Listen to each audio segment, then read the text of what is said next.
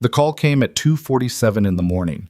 Not to the police, not to a hospital, to a burner phone taped beneath a dumpster behind a laundromat on South Halsted Street, the only number that connected to the most dangerous secret in Chicago's South Side. 3 volunteers stood frozen at the back entrance of the clinic, staring at the body on the wet asphalt. One of them, Marcus, a 22-year-old pre-med student who had never seen a real gunshot wound in his life, was already backing away. "We call nobody," he whispered. "You understand me? Nobody. We lock the door, and we call nobody." The rain hammered the alley like it had a grudge, and then Evelyn Mercer pushed through all of them, knelt down in the filth and the blood without a second's hesitation, pressed 2 fingers to the man's neck, and said the 6 words that would change everything about her life. "He's alive. Get me the kit." If you were in her position, alone, exhausted, staring at a man whose face you didn't know, but whose wounds you recognized as deliberate, professional, and meant to kill, what would you have done? Before we go any further, if you've ever stayed up late watching stories like this one, stories about ordinary people caught in extraordinary moments, please hit subscribe right now and tap that bell. I put out new stories every week, and this one is only getting started. Drop a like and tell me in the comments, what city or country are you watching from tonight? I read every single one. I want to see how far this story travels. Now, let's go back to that alley. The clinic didn't officially exist. That was the whole point. It operated out of the basement level of a converted auto repair shop on the corner of 49th and Racine, in a neighborhood where the city had quietly stopped maintaining the streetlights 3 years ago and quietly pretended not to notice. The sign above the garage bay still read Kowalski's Auto, the name of a man who died in 2019 and left the building to his daughter, who happened to be a nurse practitioner with a conscience the size of a freight train and absolutely no talent for following rules that got people killed. Her name was Sandra Kowalski. She ran the front.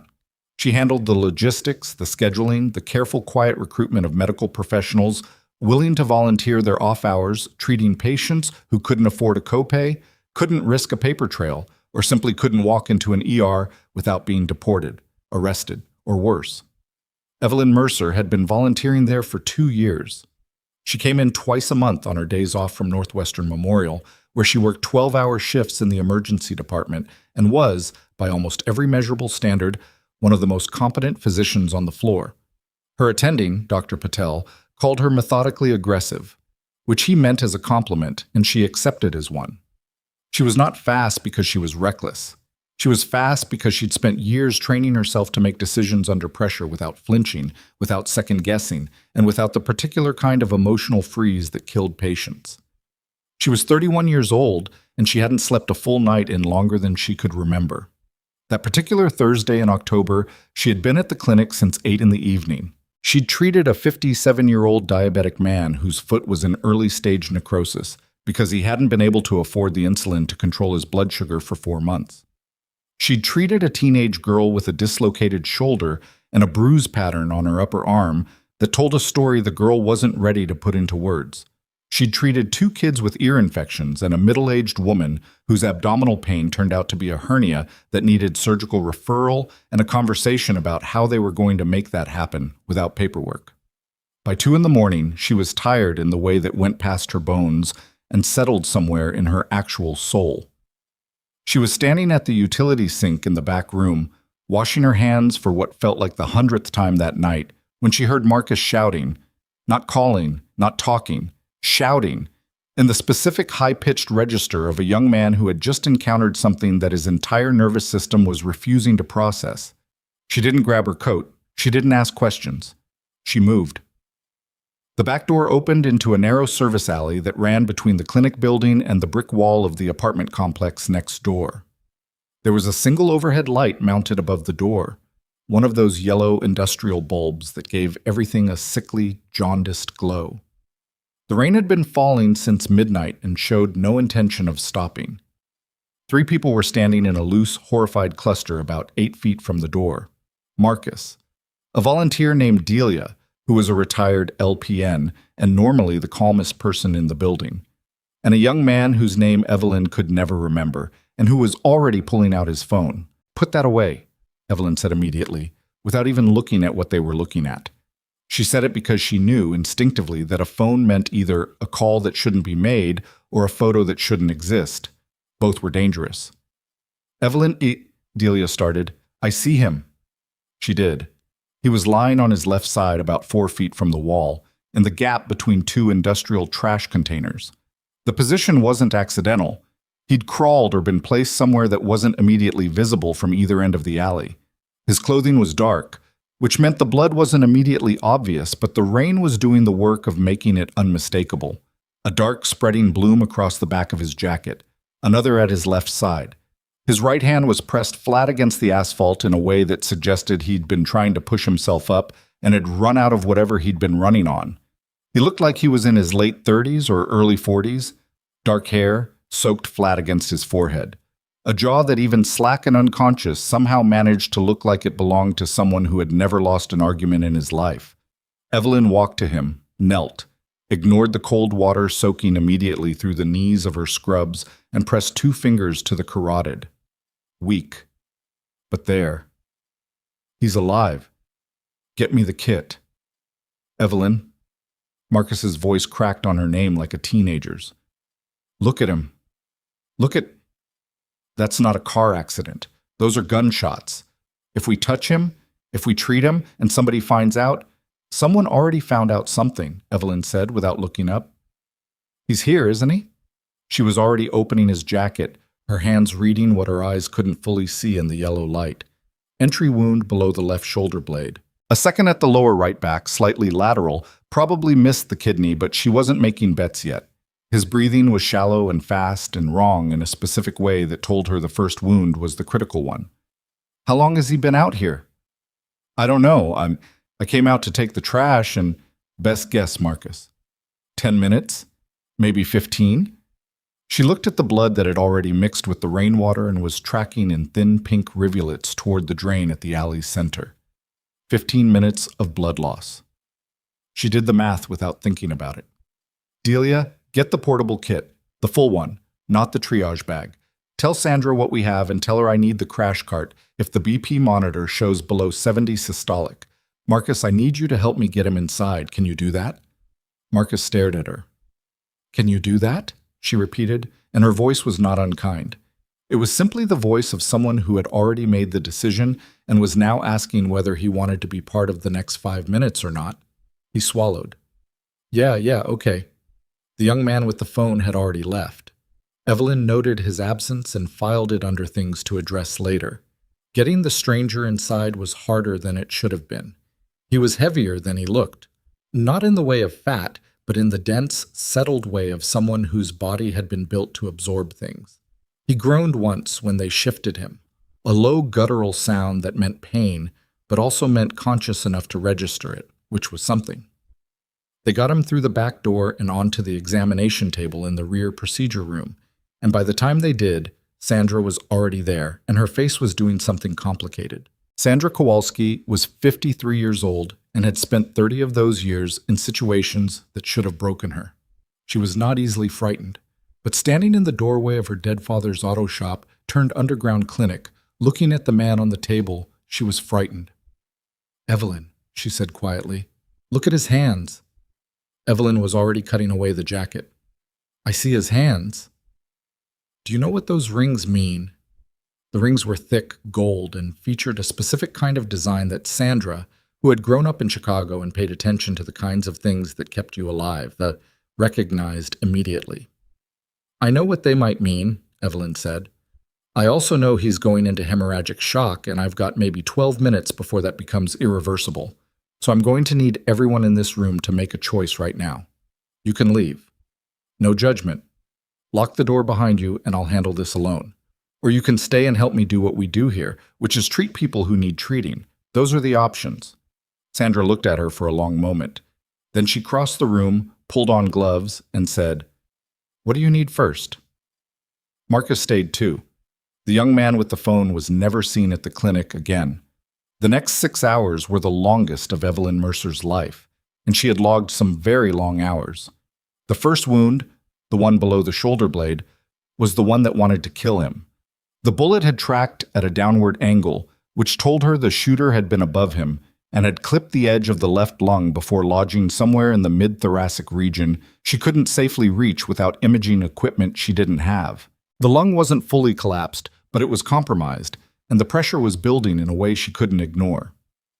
She intubated him.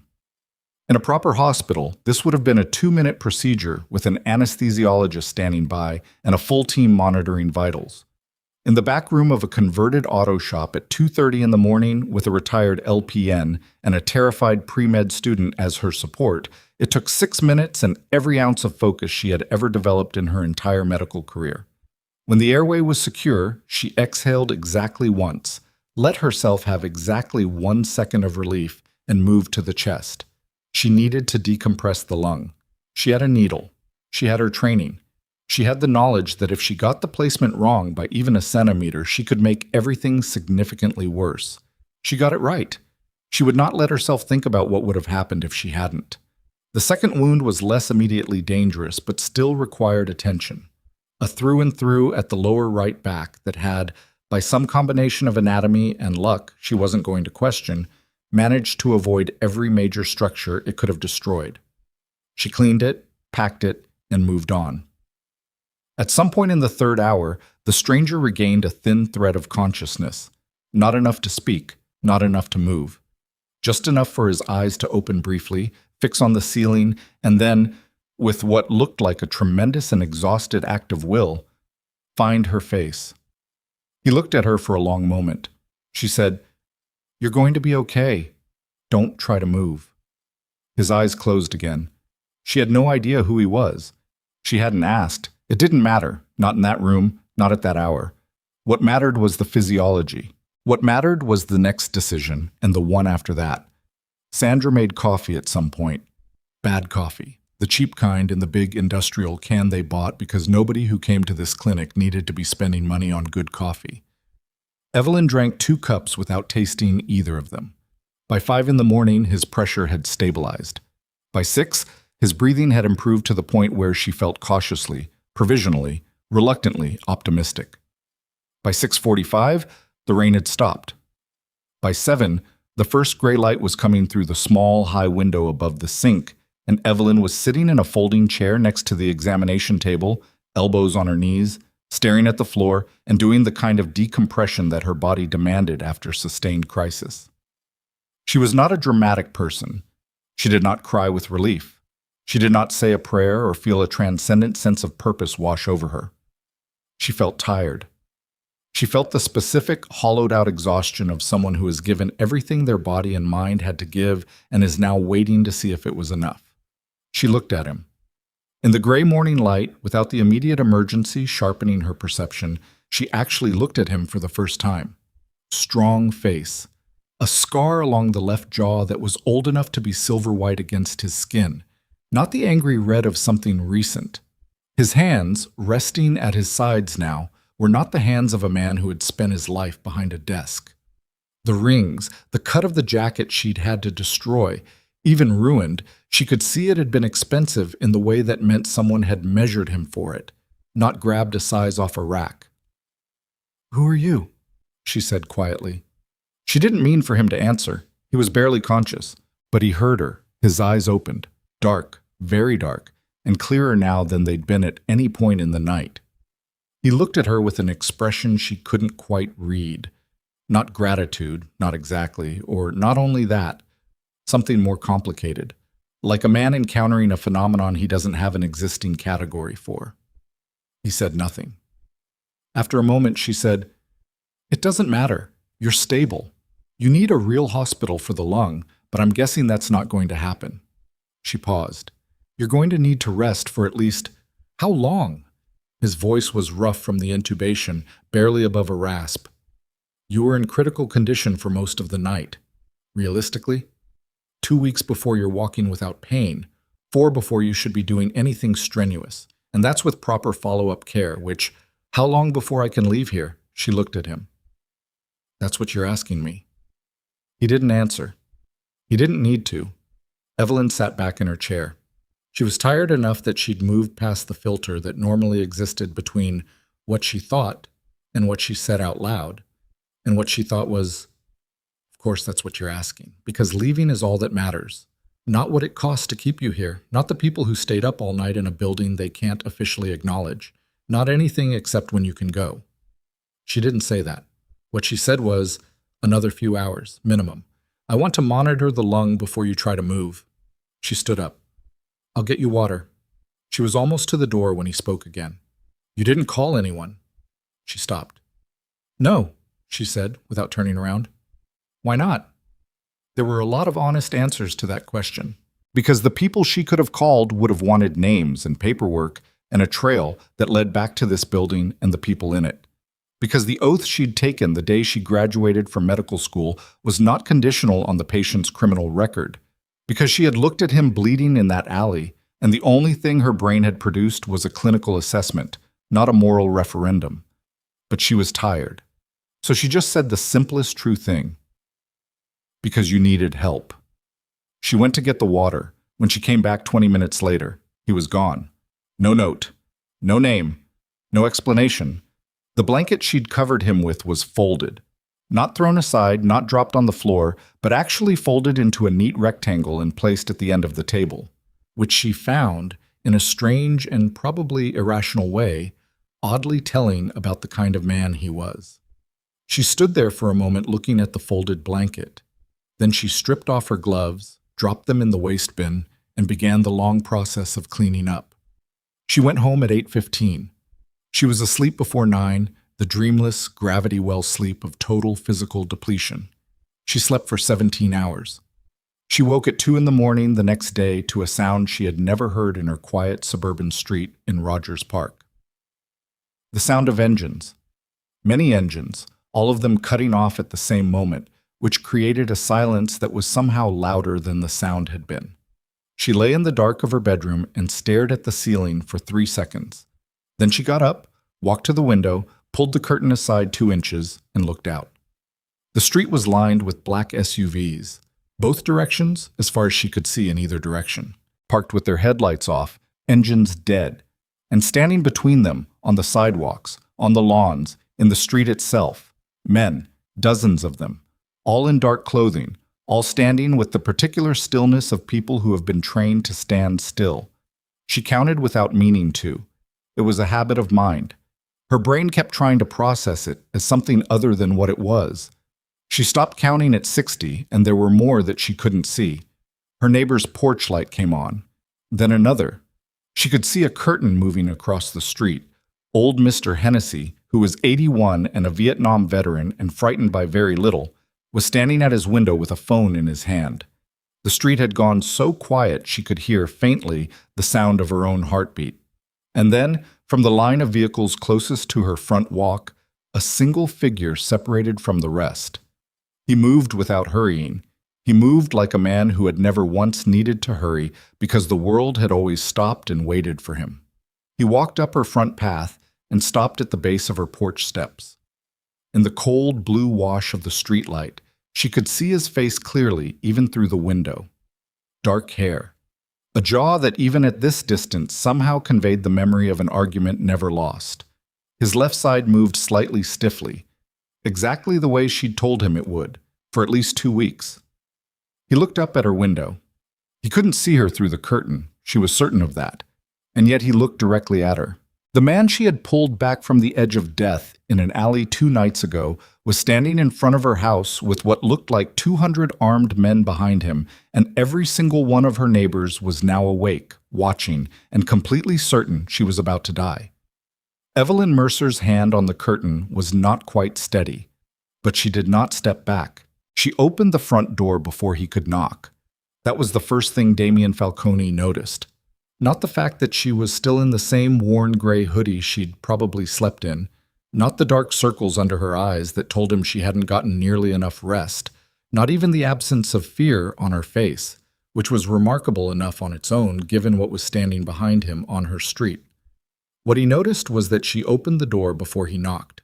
She'd been watching. She'd seen him coming, and she hadn't hidden, hadn't called anyone, hadn't done the thing that 99 out of 100 people would have done, which was put something solid between herself and the unknown. She just opened the door and looked at him. "You shouldn't be walking on that yet," she said. "Not without support." He stared at her.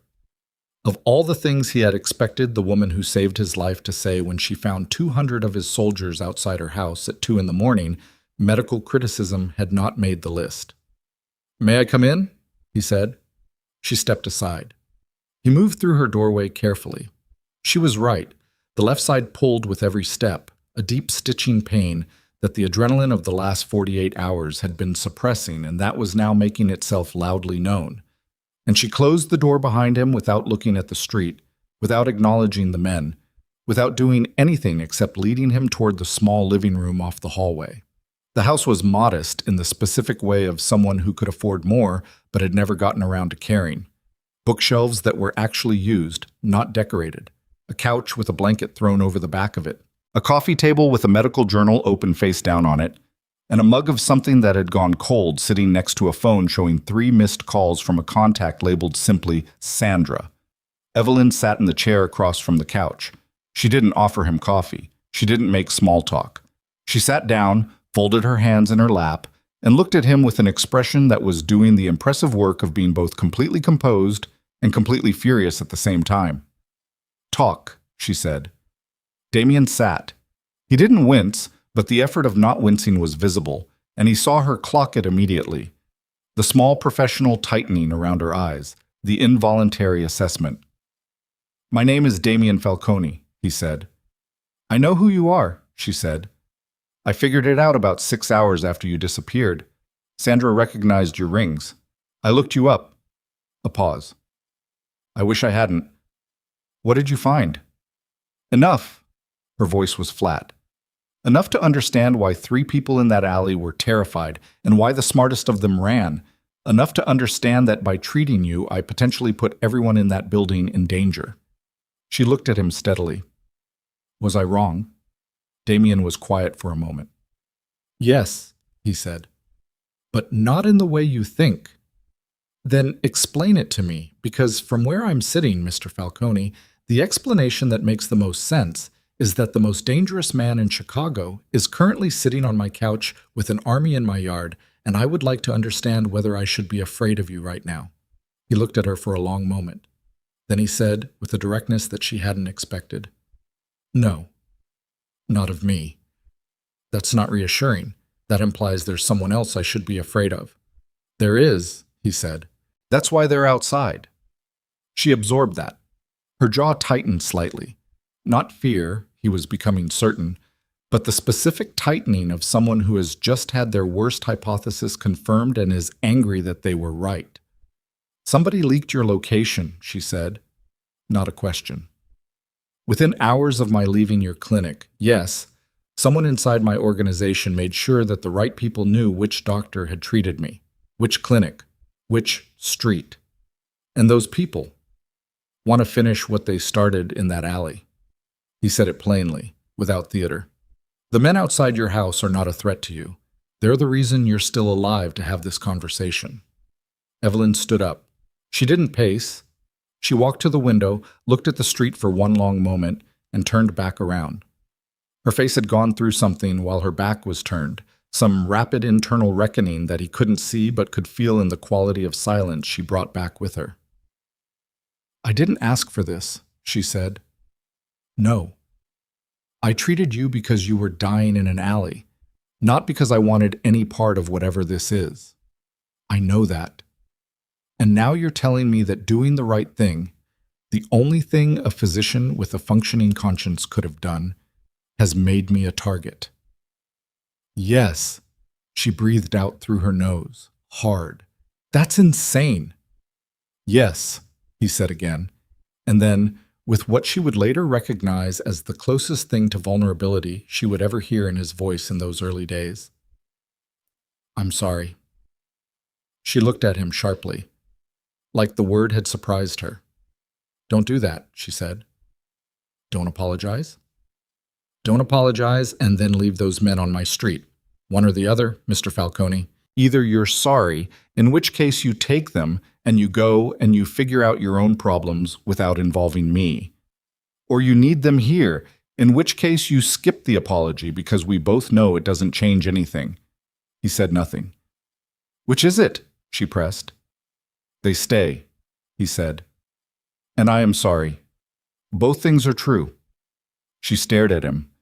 Then she picked up her cold coffee, looked at it, set it back down without drinking it, and said, I want them off my lawn by 6 a.m.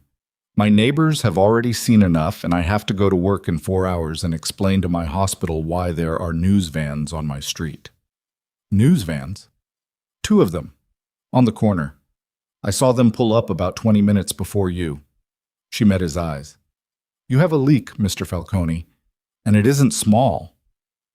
The thing that crossed Damien Falcone's face in that moment was not an expression Evelyn had words for yet. She would later. She would come to recognize it as the look of a man whose entire architecture of control is developing a crack he cannot immediately locate, and who is deciding in real time how angry to let himself be about it. He pulled out his phone, made a call in under 10 seconds, said 4 words in Italian she didn't catch, and ended it. They'll move to the perimeter, he said. Less visible, but they're staying. I didn't agree to that. No, he said. You didn't. And I'm not asking you to. I'm telling you it's happening because the alternative is that you drive to Northwestern Memorial in 4 hours without protection, and the people who want to use you to get to me have a window. He paused.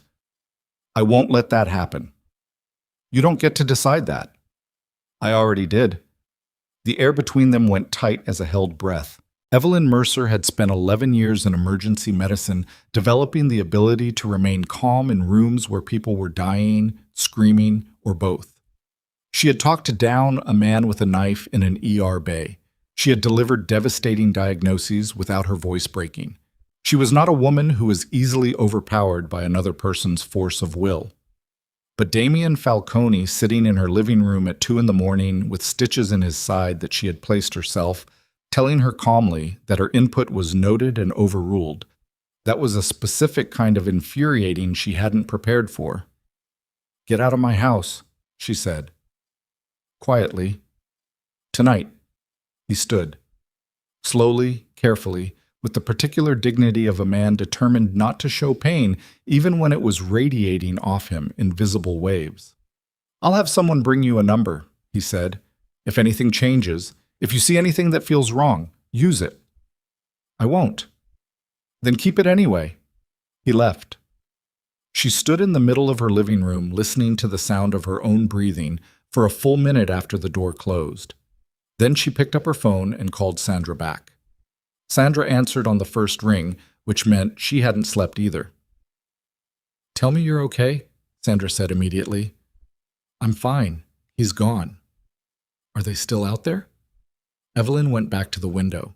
The SUVs had moved, pulled back, redistributed, tucked into side streets and driveways with considerably more subtlety than before, but they were still there.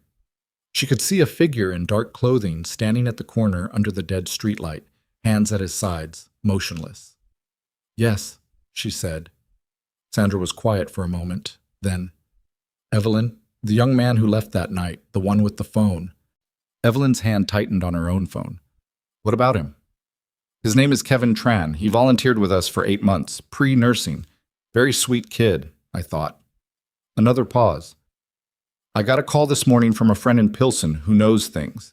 She said Kevin was seen 2 nights ago getting into a car outside a bar on 26th Street. Not his car. A car belonging to men she recognized. The cold settled into Evelyn's stomach like something physical. He was the one who talked, she said. I think so. Does he know what he started? I don't think, Sandra said carefully, that Kevin Tran had any idea who he was selling information to or what they would do with it. He probably thought he was calling in a tip for reward money and didn't think past that. But it doesn't matter what he thought. No, Sandra agreed. It doesn't. Evelyn stood at her window and looked at the figure on the corner for a long time. Close the clinic, she said. For now, until we know what the exposure is. Evelyn, I know. I know what it means. I know there are people who need us, but if they find the clinic, Sandra, everyone in it is at risk. Close it. 2 weeks. Then we'll reassess. Sandra didn't like it. Evelyn could hear it in the silence, but she also heard the moment Sandra made her peace with it. 2 weeks, Sandra said. Then we talk. Thank you. She hung up. She did not go back to bed. She sat at her kitchen table until the sky outside began its reluctant gray transition toward morning, drinking bad coffee from her own pot and reading absolutely nothing on the phone in her hand. At precisely 5:45, a black car she didn't recognize pulled up in front of her house. A man she'd never seen, mid-30s, built like he'd been specifically engineered for the purpose of standing between other people and whatever was coming, walked up her path and slid a card under her door without knocking. On one side, a phone number. No name. On the other, in handwriting that was unexpectedly clean and precise for a man she was fairly certain had killed people. You saved my life. The least I can do is try not to ruin yours. D. She put the card on the kitchen table. She looked at it for a while. Then she got up, got dressed, and drove to work. The next 5 days were the worst kind of difficult, which is the kind that looks normal from the outside. She worked her shifts, she treated patients, she answered questions from her charge nurse about the circus on your block, with a vague story about a stalker situation being handled by law enforcement, which was almost not a lie depending on your definitions. She ate hospital cafeteria food at odd hours and slept in increments and tried very hard not to check whether the dark car was still parked on the cross street visible from the employee parking lot. It was always still there. On the third day, she found a man she'd never seen sitting in the waiting area of Northwestern's ER with no visible injury and no apparent intention of seeking treatment. He was there when she arrived. He was there 7 hours later when she looked up from a chart. When her shift ended and she walked out, he fell into step about 30 feet behind her and maintained that distance to the parking garage, where another man she also didn't know was standing near her car. They said nothing. They did nothing threatening.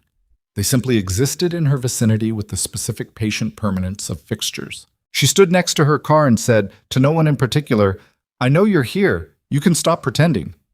The man near her car looked at her with the expression of someone making a real-time calculation. Ma'am, he said, what's your name? A pause. Caruso. Caruso, tell Mr. Falcone that I need to speak with him, tonight. Caruso's expression didn't change. I'll pass that along. Do that. Damien was at her door at 9 p.m. This time he knocked. She had made actual coffee. He sat at her kitchen table instead of the living room, which was different, more functional, more adversarial in a specific way, like two people who were going to negotiate rather than converse. He noticed the card on the table. He didn't comment on it. Your men are inside the hospital, she said, sitting across from him with both hands around her mug. 2 men. Yes. That's not acceptable. That's a clinical environment. There are privacy laws. There was an attempt, he said, yesterday morning, outside the hospital's east entrance. One of my people intervened before it reached you. She stopped. What kind of attempt? A car. Moving too fast in the staff parking lane. May have been nothing. He held her gaze. May not have been. Her fingers tightened around the mug. And you're only telling me now. I'm telling you now because I wanted to be certain before I alarmed you unnecessarily. That is not your call to make. Everything about this is my call to make. His voice didn't rise. Didn't need to. You are in this position because of me. Whatever protection you receive or don't receive is a consequence of that. I understand you don't want this. I understand you built your life to be nothing like what it currently is. But wanting things to be different and making them different are not the same, Dr. Mercer. And right now the distance between you and something permanent is considerably smaller than you'd like to believe. She looked at him across her kitchen table. Who are they? She said. The people trying to... That's being handled. I'm not asking for operational details. I'm asking who has decided that a doctor who treated a stranger in an alley deserves to be run over in a parking lot. He was quiet for a moment, just long enough for her to recognize that the answer existed and that he was deciding whether she was entitled to it. Someone I trusted, he said finally. For a long time. The weight of that hung in the small kitchen like smoke. And do they know... She started. They know everything about you by now. Yes. Your name, your address, where you work, where you volunteer, how you spend your time, who matters to you. He paused. Sandra Kowalski. Your clinic. Evelyn went absolutely still. Sandra has nothing to do with this. She has everything to do with this, he said, not unkindly, because she was there. Because if someone wants to find a way to pressure you, to move you, to make you do something you wouldn't otherwise do, the path goes through the people you're willing to suffer for. That's not a threat. That's an assessment. She stood up, walked to the sink, stood with her back to him for a moment, then turned around. "What do you need from me?" she said. And the fact that she asked it, the fact that she stood in her own kitchen and set down the argument and asked the practical question, seemed to do something to him, something he didn't quite have a face for. "Your patience," he said, "and a few days. For what?" "To find the source and end it. And if you can't," he looked at her steadily, "I will." The certainty in those two words was not the bravado of a man performing confidence. It was something older and quieter than that, something that had been built over years in a world where uncertainty was the thing most likely to get you killed, and certainty was the only armor worth wearing. She sat back down. 2 days, she said. "After that, we renegotiate everything." Agreed. She pushed her coffee mug toward the center of the table. Not an offering exactly, just a small movement that meant the immediate confrontation was over. "Your stitches," she said. "Are they holding?" He blinked. Once. The first genuinely unprepared expression she'd seen on his face. "Yes." "You're favoring the left side when you sit. You shouldn't be doing that 2 days from now either, but you especially shouldn't be doing it now. It means you're compensating and you're going to pull something." He looked down at himself as if only now noticing the tilt he'd unconsciously adopted. "I'll keep that in mind," he said. "Do that." She picked up her mug. "I'm going to sleep. Caruso can let himself out." She was 3 steps from the kitchen when he said, "Why did you really do it? That night? Don't say the oath. People have oaths they don't keep all the time." She stopped walking. She stood in the doorway with her back to him and thought about it. Actually thought about it. Not the version she'd given him the first time, the simple, clean version that was true but not complete.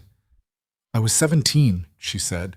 "My mother had a stroke at 2 in the morning in a neighborhood where the hospitals were 40 minutes away, and the nearest one turned her away because her insurance had lapsed 2 weeks before." She paused. "She lived, but not because of them." Another pause, longer. "I've been angry about that for a long time. Long enough that treating people who have nowhere else to go stopped feeling like a choice and started feeling like the only thing that made any of the rest of it worth it." She didn't turn around. "So no," she said. "It wasn't just the oath. It was also spite. And you're welcome." She went to bed. Damien sat alone in her kitchen for a while. Then he stood, carefully, with the specific caution of a man aware of his own stitching, and left. He sat in the back of his car for a long moment, the city moving past the tinted windows, before he picked up his phone and called the number he'd been putting off calling for 3 days. "I need you to pull everything," he said when the line connected. "Every financial record, every communication, every movement logged in the last 6 months. Cross-reference against the timeline from the night of the 14th. He paused. "Yes, everyone, including the inner circle." Another pause, longer. "Especially the inner circle." He hung up. His consigliere, Raphael Moretti, was 58 years old and had been at Damien's right hand for 11 years. He had attended Damien's father's funeral. He had helped consolidate the empire through 3 transition crises and 2 federal investigations. He had been, for more than a decade, the single person in Damien's world Damien had trusted with things he trusted no one else with. At 11:15 that same night, while Damien was riding back toward his building, an analyst named Jin in his intelligence operation pulled a flagged communication from a burner number that had originated from inside the Falcone organization's inner meeting room, a room with a physical radio blocker installed precisely to prevent unauthorized transmissions.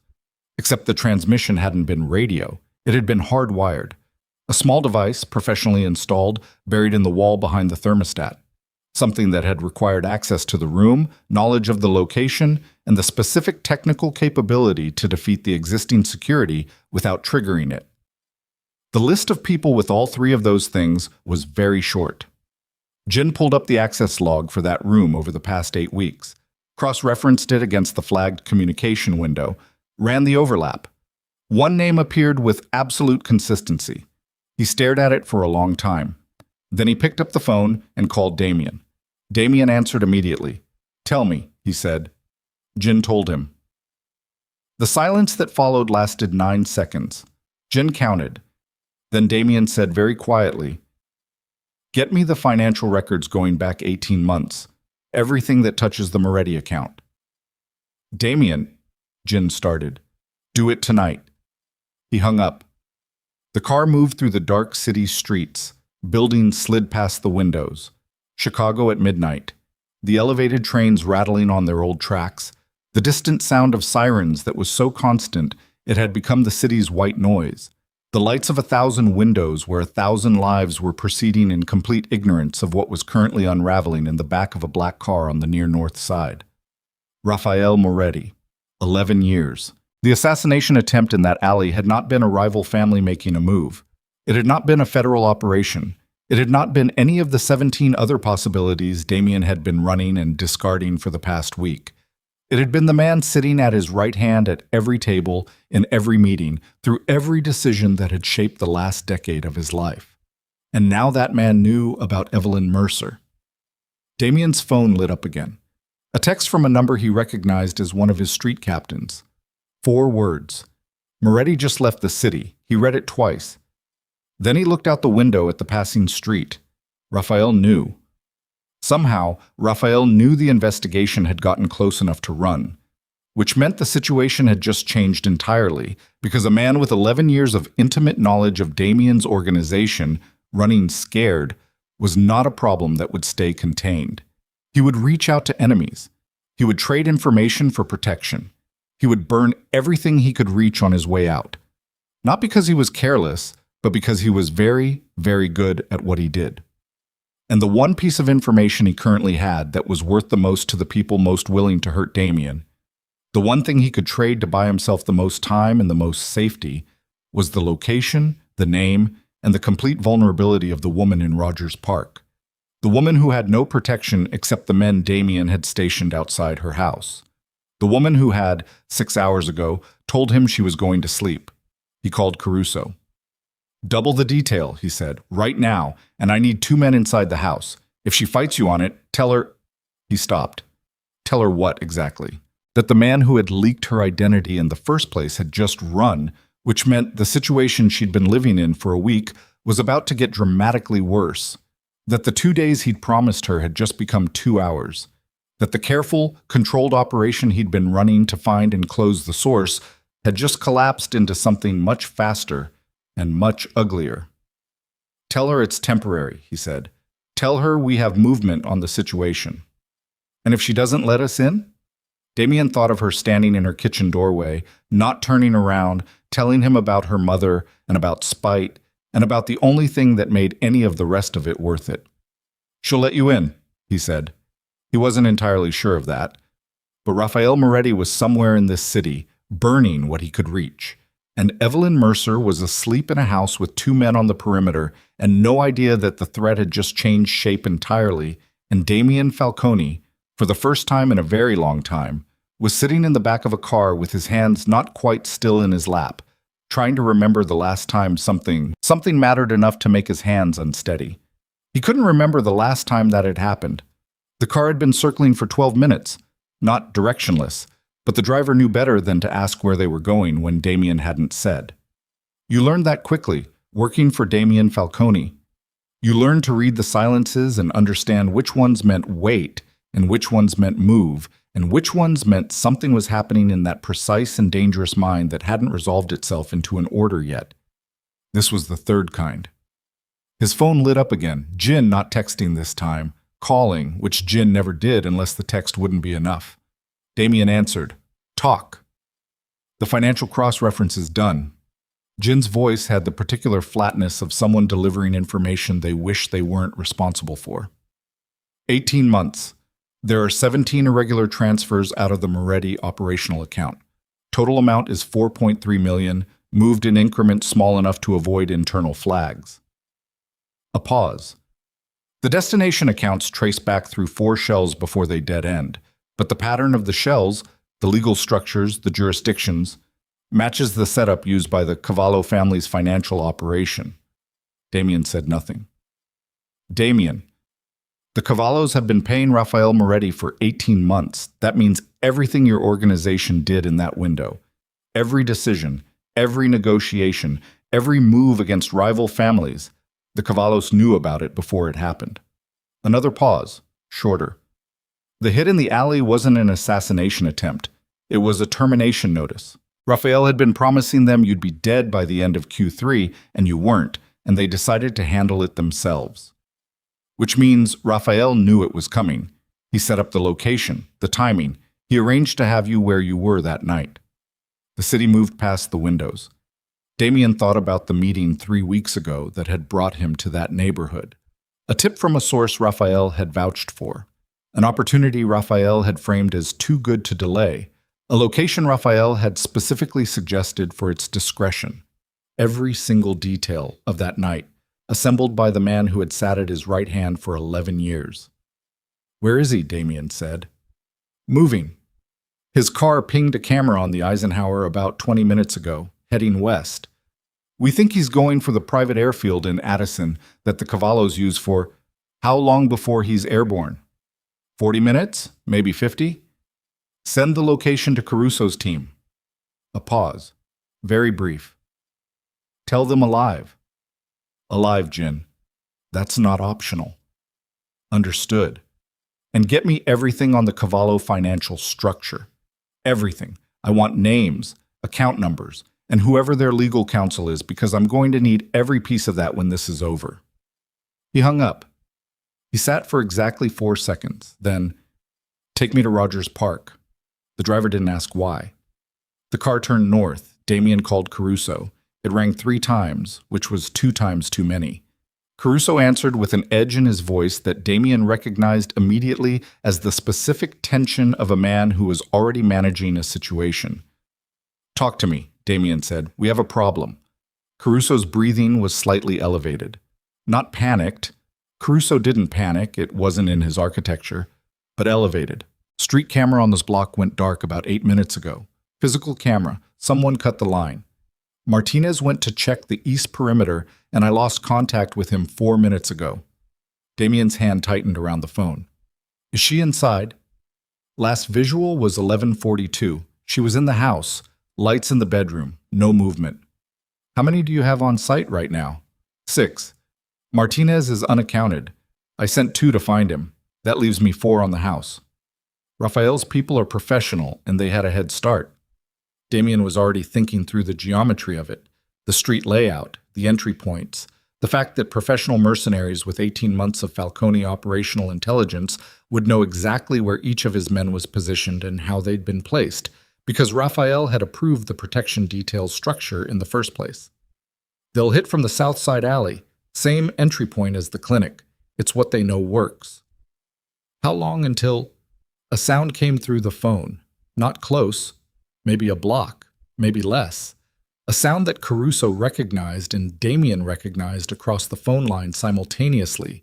The dense, flat percussion of a shaped charge taking down something structural. The line stayed open.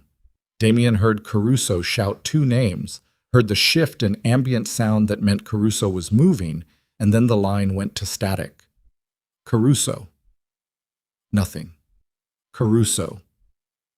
He was already out of the car before it fully stopped, which he knew was tactically wrong and did it anyway, because the alternative was sitting in the car on a dark street 2 blocks away while the phone gave him static.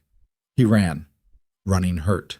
The left side screamed at him with every impact. The stitches Evelyn had placed with such precise and careful hands, pulling against tissue that wasn't ready for this, and he ran anyway, because the calculation was simple and brutal.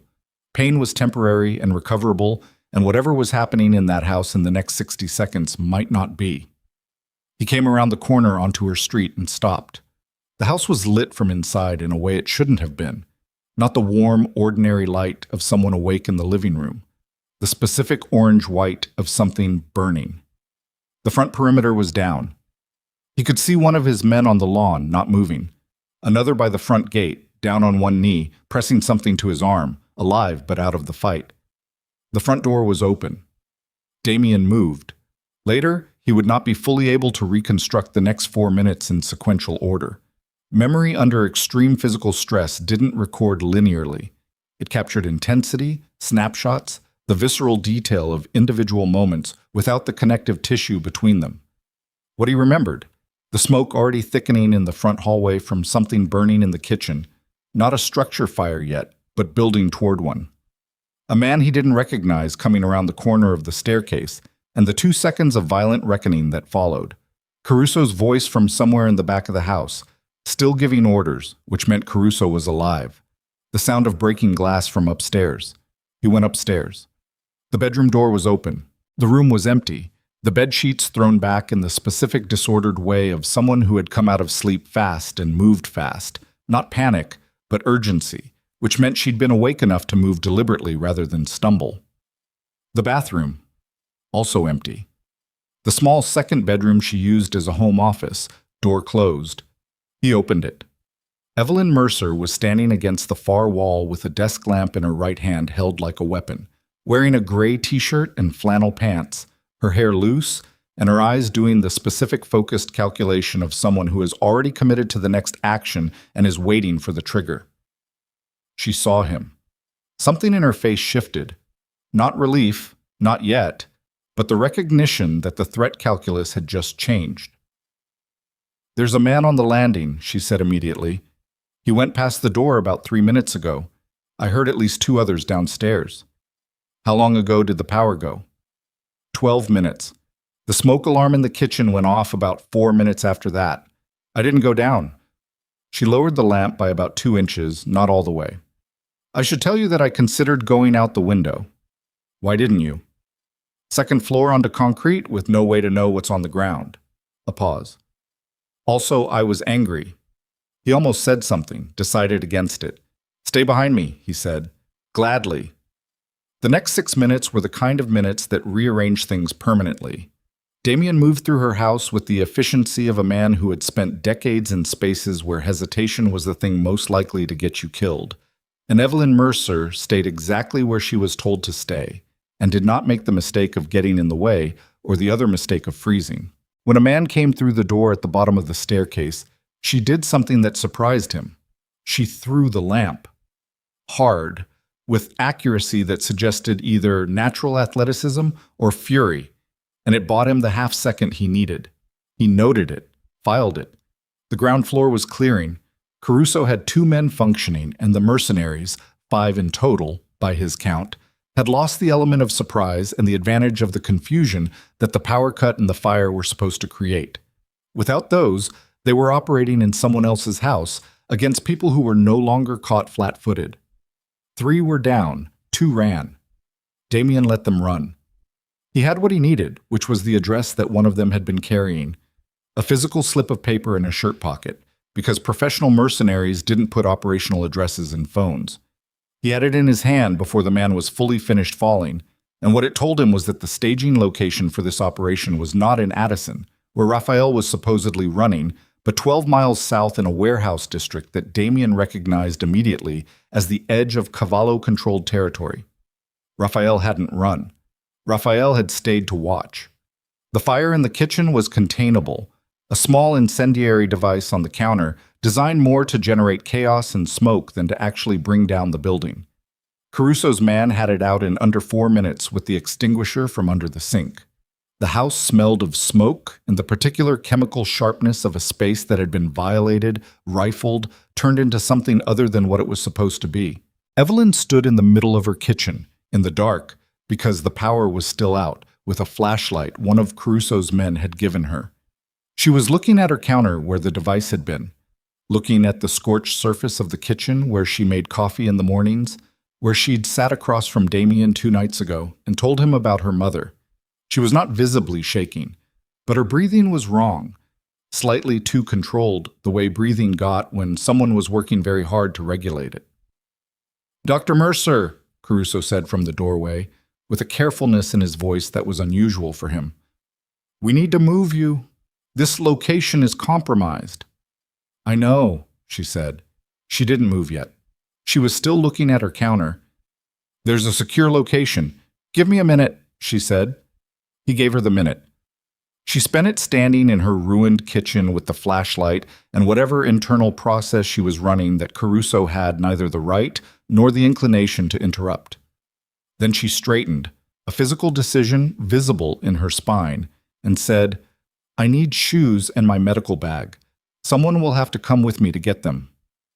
"I'll go," Damien said from behind her. She turned. He was standing in the kitchen doorway, and he looked. She registered this almost clinically, the way she registered physical data. Worse than she'd expected. Moving fast in the dark up a staircase with unhealed thoracic trauma had cost him something. He was holding his left side with one hand in a way that was partly unconscious, partly not. "You're bleeding," she said. "It's minor." "That's not a medical assessment. That's wishful thinking." She moved to him, close enough to put her hand against his side, pressing lightly. He went very still. Not from pain, she thought, but from something else. The specific stillness of someone unaccustomed to being touched by someone who isn't trying to hurt them. "You've torn at least 2 of the deeper stitches." "After," he said. "Before we go anywhere," she said. "I'm not riding in a car for 40 minutes with you bleeding into your shirt." "Evelyn, where are your car keys?" she said to Caruso. "I need 3 minutes, a clean towel, and something to work with." Caruso looked at Damien. Damien looked at Evelyn. "Caruso," he said. "Get her the bag from upstairs." She worked in the beam of a flashlight held by a man named Torres, who stood very still and angled the light exactly where she told him without being asked twice. And she did in 4 minutes what should have taken 15, which was stabilize the bleeding and reclose what she could close with what she had, which was enough to be functional, if not elegant. Damien sat on her kitchen stool and said nothing throughout. When she was done, she stripped off the gloves and looked at him. "We need to talk," she said, "before we go anywhere." "In the car. Now." Her voice had something in it that wasn't quite anger and wasn't quite the flat clinical register she'd been operating in for the last 20 minutes. It was something between the two. Something raw. "Because someone just tried to burn my house down while I was asleep in it, Mr. Falcone. And you told me 2 days ago you had this handled, and I need to understand right now how badly I've been lied to." He held her gaze. "You weren't lied to," he said. "Don't." "The situation changed faster than—" "Don't," she said again, louder. Not shouting. The word had too much weight for shouting. "I closed the clinic. I told people who depend on that clinic that they'd have to wait because I needed to protect them from this. I lied to my hospital. I let your men follow me through my workplace. I sat in this house for a week while my neighbors looked at me like I'd lost my mind. Because you told me it was temporary and it was being handled, and in 2 days it would be over." She stopped, started again.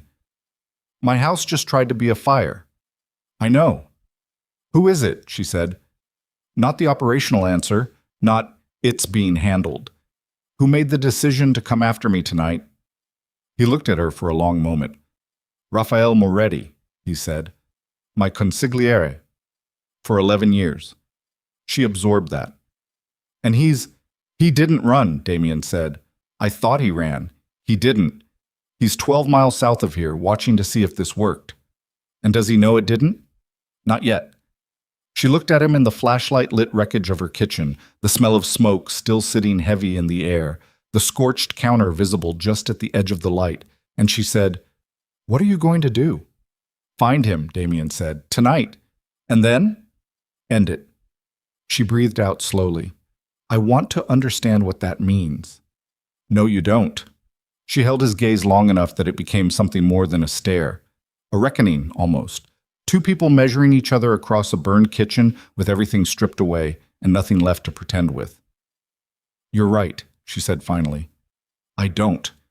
She picked up her medical bag from the floor where Caruso had left it. "Let's go." The convoy moved south 20 minutes later. 3 vehicles, tightly spaced, taking a route that changed twice in response to updates coming through Caruso's earpiece. Evelyn sat in the middle vehicle beside Damien, her bag on the seat between them, and said nothing for the first 10 minutes. He did not try to fill the silence. She had begun to notice that about him, the absence of the compulsive noise-making that most people produced when they were uncomfortable. He was capable of silence in a way that most people simply weren't, and she wasn't sure yet whether that was because he had nothing to fill it with, or because he had too much. "Where are we going?" she said eventually. "Secure building, my people, controlled entry, no connection to any of my public-facing operations." "How long will I need to be there?" He didn't answer immediately, which was its own answer. "Damien." It was the first time she'd used his name without the formal distance of Mr. Falcone, and it happened naturally, without decision. She didn't take it back. "How long?" "Until Moretti is off the board," he said, "and the Cavallo connection is neutralized." The Cavallo family. She'd looked them up during those 5 quiet days of trying to pretend everything was normal. That's not a small thing. No. That's a war. He was quiet. "Is that what this is?" she pressed. "Is that what's already started?" "It's been starting for a long time," he said. "Tonight just removed the pretense." He turned to look at her, and in the moving light from the passing street lamps, his face was doing something she hadn't seen on it before. Not exactly tired, but he seemed constitutionally resistant to looking tired, but a kind of density, like a man carrying something very heavy, very carefully, making sure it didn't spill. "I didn't intend for you to be in the middle of this." "I know you didn't. That's not comfort. I understand that." "No," she agreed. "It isn't." She looked out the window. "What happened to Kevin Tran?" The shift in his expression was small, but she caught it. "The young man from your clinic." "Yes." "He's been located," Damien said. "He's safe. He's an idiot, but he's safe." She let out a breath she hadn't realized she was holding. "He had no idea what he was starting," she said. "Most people don't." He paused. "That doesn't change what he started." "What's going to happen to him?" "Nothing, from my people. He's too minor to be worth the complication. Whether the Cavallos feel the same way..." He stopped. "Can you protect him?" He looked at her. "You want me to extend protection to the person who put you in this situation in the first place?" He's 22 years old, and he made a stupid decision for probably a few $1,000s, and he has no idea that there's a war being fought over his phone call. She met his eyes steadily. "Yes. I want to know he's not going to end up in an alley somewhere." Something moved through Damien's expression. Not irritation, she didn't think. Something more complicated than that. The look of a man encountering, repeatedly, a set of values so fundamentally different from the ones he'd spent his life operating by that he kept having to recalibrate. "I'll see what I can do," he said. The secure building turned out to be a floor in a commercial high-rise in the South Loop. Not a warehouse, not a bunker, but an actual functioning office floor that happened to have been cleared of its usual occupants, fitted with temporary accommodations, and stocked with enough supplies to sustain 15 people for a week. Evelyn's room was a converted conference room with a cot, a clean set of clothes in approximately her size, and an attached bathroom. It was, she noted, considerably cleaner and better organized than any safe house she'd ever seen in a movie. She said so to Caruso, who allowed himself a very small smile. She slept for 4 hours. She woke at 6 a.m. to the sound of voices in the outer room, not arguing, but tight and compressed in the way of people discussing something with urgency. She put her feet on the floor and listened. She could hear Damien's voice, lower than the others, asking questions she couldn't make out. She could hear responses that were short and clipped. She could hear a third voice that she didn't recognize. Then she heard a word she did recognize. Her name. She stood up, crossed the room, and opened the door. 4 men were gathered around a table covered in printed documents and a laptop showing what looked like surveillance images. Damien was standing with his back to her, but the other 3 saw her, and the quality of the room changed. Not hostility, but the particular shift of people who were not expecting to have their conversation witnessed. Damien turned. He looked like he hadn't slept at all, which she was fairly certain was accurate. He also looked like something had happened in the last 4 hours that had moved the lines considerably. "There's coffee," he said, which was not what she'd expected him to say. "What's happened?" she said. He glanced at the men around the table. One of them, older, gray at the temples, with the look of someone who managed information for a living, made a small movement toward the documents on the table. Damien either saw it or anticipated it, because he said, "Give us a minute." They filed out without question. When the door closed, Damien pulled out a chair at the table. "Sit down," he said. She didn't like the sound of that. She sat. He turned the laptop toward her. The image on the screen was a surveillance photograph. The grain and angle of a camera that was used to watching parking lots and loading bays rather than anything more interesting. It showed three men standing beside a car. The timestamp in the corner read 4:47 a.m., less than 2 hours ago.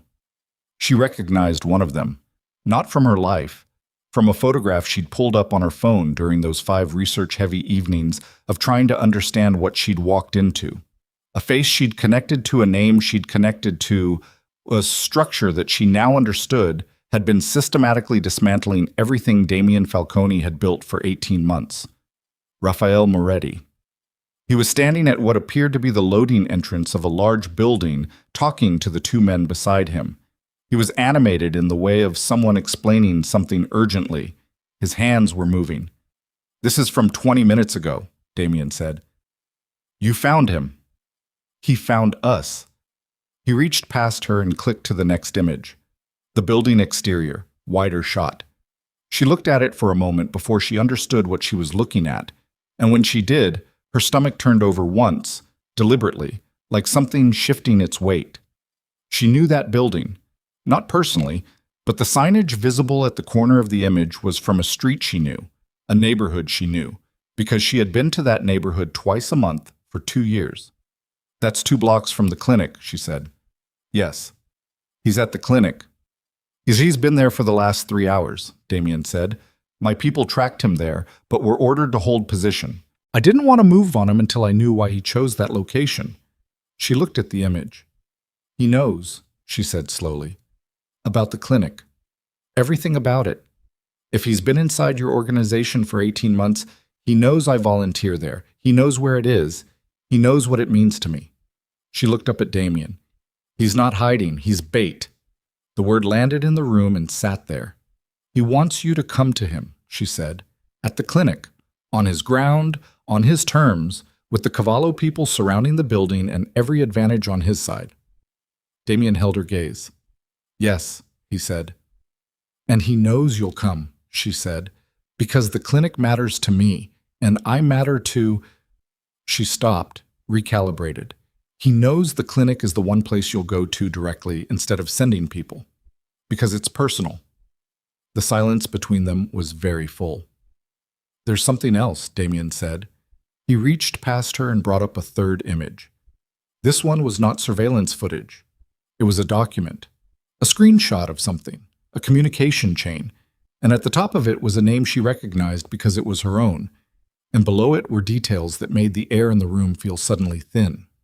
Patient records. Incomplete, fragmentary, sourced from something that wasn't the clinic. The clinic kept no digital records. That was one of its foundational protections, but detailed enough, assembled from enough peripheral sources to construct a picture. Not a medical picture, a leverage picture. Names of people she had treated. People whose presence in an underground clinic would, if exposed, cause consequences that ranged from severe to life-destroying depending on the individual circumstances. "He's going to use them," she said. It wasn't a question. "If this reaches him and he decides he needs a reason, you'll cooperate," Damian said. "Or a reason I'll expose myself, or both." She sat very still. The list was not long, 20 names, maybe 25. But each name was a person. A man with a necrotic foot who couldn't afford insulin. A teenage girl with a dislocated shoulder and bruising she wasn't ready to talk about. 2 kids with ear infections. A middle-aged woman with a hernia that needed a referral. People who had come to the back door of a building on the corner of 49th and Racine because they had nowhere else to go and had trusted absolutely and completely that the information they gave in that room would stay in that room. "How did he get this?" she said. Her voice was flat in a way she was managing carefully. "We're still tracing it. The baseline data is public record. Fragments from insurance databases, pharmacy records, things that individually mean nothing but in aggregate. How long would I have before he used it?" Damian was quiet. "Damian." She turned to face him directly. "How long before he sends that list somewhere it destroys those people's lives?" "If he decides we're not coming to him," Damian said, "probably before morning." She looked at the list on the screen. She looked at it for a long time. Then she did something Damian did not expect. She reached past him, closed the laptop, stood up, and walked to the window. The South Loop at 6 in the morning was gray and beginning to move. Early traffic, the first delivery trucks, the sky doing its daily reluctant business of becoming light. She stood with her back to him, and she made whatever calculation she was making in the privacy of her own mind. And when she turned back around, her face had settled into something he hadn't seen on her before. Not fear, not anger. The specific and terrifying calm of someone who has just decided that the version of themselves that was trying to stay out of this is gone, and what remains is the version that finishes things. "I want to know everything," she said. "Not the summary, not what you think I need to know, everything. The clinic layout, whereas people are positioned, what you have and what you don't have, what the realistic options are, and what the cost of each one is." "Evelyn, I'm going to the clinic," she said, "with or without you. So you can spend the next 10 minutes arguing with me about it. Or you can spend them briefing me. And I'd strongly suggest the second one because, unlike the first, it might actually keep both of us alive." He stared at her. This woman who had been, 10 days ago, a physician with a secret volunteer practice and a quiet house on a street with dead streetlights and a coffee mug with a medical journal next to it, who had knelt in a wet alley and made a decision that had detonated every ordinary thing about her life, who was now standing in a safe house conference room at 6 in the morning with smoke still faintly in her hair, telling him she was going to walk back into the building where this had started. He had, in his life, given orders to men who would walk into any situation he designated without hesitation, because that was the architecture of what he'd built and who those men were. He had never once encountered someone who arrived at that same willingness from a completely opposite direction. Not because they were built for it, not because they'd been shaped by years of discipline and consequence, but because they had done a simple moral calculation and landed on the side of the people on that list, and that was simply the end of the conversation for them. He pulled out the tactical map. "His people have the south entrance and the east alley covered," he said. "There are 3 of them inside the building, based on heat signature from a drone pass at 0500. Raphael is in the main treatment room." He spread the map on the table. "The north access through the parking structure of the apartment building next door is currently unwatched, which may mean it's unwatched, or may mean they want us to think it is." She leaned over the map. Her hair fell forward and she pushed it back with one hand, and her eyes moved across the map with the same quick clinical focus she'd used reading his wounds in that alley. The same economy of attention that missed nothing and wasted none of itself on things that didn't matter. "The utility corridor," she said, pointing, "between the clinic basement and the old boiler room. Does that still connect to the street-level grate on Racine?" He looked at her. "You know this building better than my people do," he said. "I've worked there for 2 years in the dark," she said. "Yes or no?" "Yes," he said. "As of 48 hours ago, yes." She straightened up. "Then here's what we're going to do," she said, and the voice she said it in was the same voice she'd used in that alley, the one that had cut through Marcus's panic and Delia's fear and the rain and the blood and all of it, the voice that simply meant the decision has been made and here's what happens next. Damien Falcone listened, and for the first time in 11 years, he let someone else run the plan. The utility grate on Racine Street had not been designed to be opened quietly. Evelyn knew this. She'd used it exactly once before, 18 months ago, when Sandra had locked herself out of the building and they'd spent 40 minutes in the cold figuring out the alternate entry points. The grate was old iron, the hinges were corroded, and it made a sound when you moved it that she could only describe as the architectural equivalent of a clearing throat. She pulled it open anyway, slowly, with both hands, distributing the movement across 4 full seconds instead of 1. The sound it made was bad, but survivable. She went down first. Damien had argued this point for 6 minutes back at the safe house, and she had won it on logic rather than sentiment. She knew the corridor, she knew the layout, she knew exactly which section of concrete floor had a drainage lip that would catch your foot in the dark, and which section was clear. He knew none of that. Therefore she went first, and he followed, and Caruso came third with 2 men behind him, all of them moving in the specific pressurized silence of people who understand that sound is the variable most likely to kill them in the next 20 minutes. The utility corridor was narrow, shoulder width at its widest point, with overhead pipes close enough that a tall man had to tilt his head. It smelled of old water and the particular mineral cold of spaces that never saw sunlight. The only light was the thin beam of the penlight Evelyn held with her teeth while she moved, leaving both hands free. She counted her steps. She'd counted them that night 18 months ago, standing in the cold with Sandra and feeling slightly absurd. 22 steps to the first junction, 12 more to the basement access door. She counted now. At step 19, she stopped. She held up her left hand, a signal she'd agreed on with Caruso. Everyone behind her stopped. She listened. Footsteps above her, moving with the deliberate, even cadence of a man walking a pattern. Not pacing nervously, not moving towards something, but completing a circuit. Security sweep, approximately 8 feet above her head, which put him somewhere in the front section of the clinic's ground floor. She waited. The cadence moved away, faded. She went forward. The basement access door had a padlock that Sandra had given her the combination to 2 years ago, and which, to her knowledge, Sandra had never changed. She worked it in the dark by feel, the metal cold enough to ache against her fingertips, and she got it right on the first try, which she allowed herself exactly 1 second of relief about before she eased the door open and moved into the basement. The basement of the clinic was storage and utility, shelving units with medical supplies in varying states of organization, a secondary water heater that hadn't worked in a year, the folding tables they used when patient volume exceeded the main floor's capacity. It was dark except for the emergency exit sign above the staircase at the far end, which threw everything in low red. She turned off the pen light. Damien came through the door behind her, then Caruso, then the other two. The door closed. 5 people breathing in a red-lit basement that smelled of industrial cleaner and old linoleum. Caruso moved to her left and put his mouth close to her ear. Heat signatures put Moretti in the main treatment room. I know where it is, she breathed back. 2 of his people are between us and the staircase. 3rd is on the ground floor front, the one I heard. Yes. She looked at the staircase across the length of the basement. 20 feet of open floor between them and the bottom step. The red from the exit sign was enough to see by if you were already adapted to the dark, which everyone in the room was. It was also enough to be seen by. She turned to Damien. In the red dark, his face was stripped of most of its readable detail, just angles and shadow and the eyes, which were doing what she was coming to recognize as his operational state. Everything internal turned down. Everything external turned up. A quality of attention so absolute it was almost physical. She held up 2 fingers, pointed upward, pointed left and right of the staircase. He nodded. He understood.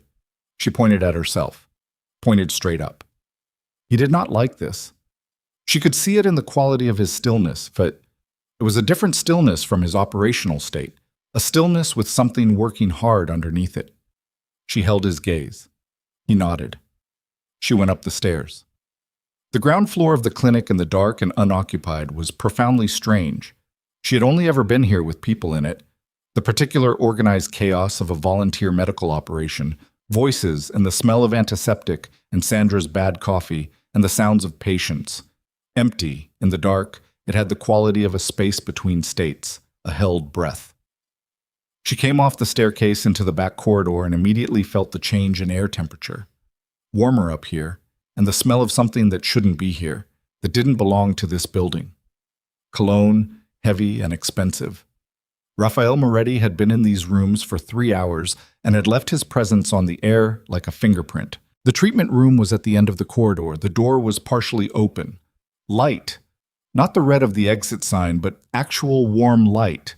A lamp, or a lantern, spilling in a thin line across the corridor floor.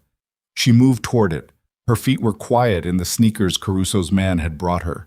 She counted her breaths without deciding to. 2 in, 2 out. The same rhythm she used when she was doing something delicate.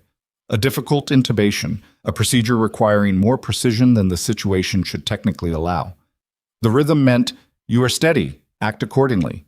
She stopped at the door. Through the gap, she could see the edge of the examination table she'd used 100 times. The lamp, an LED camping lantern set on the counter, throwing the room in flat white.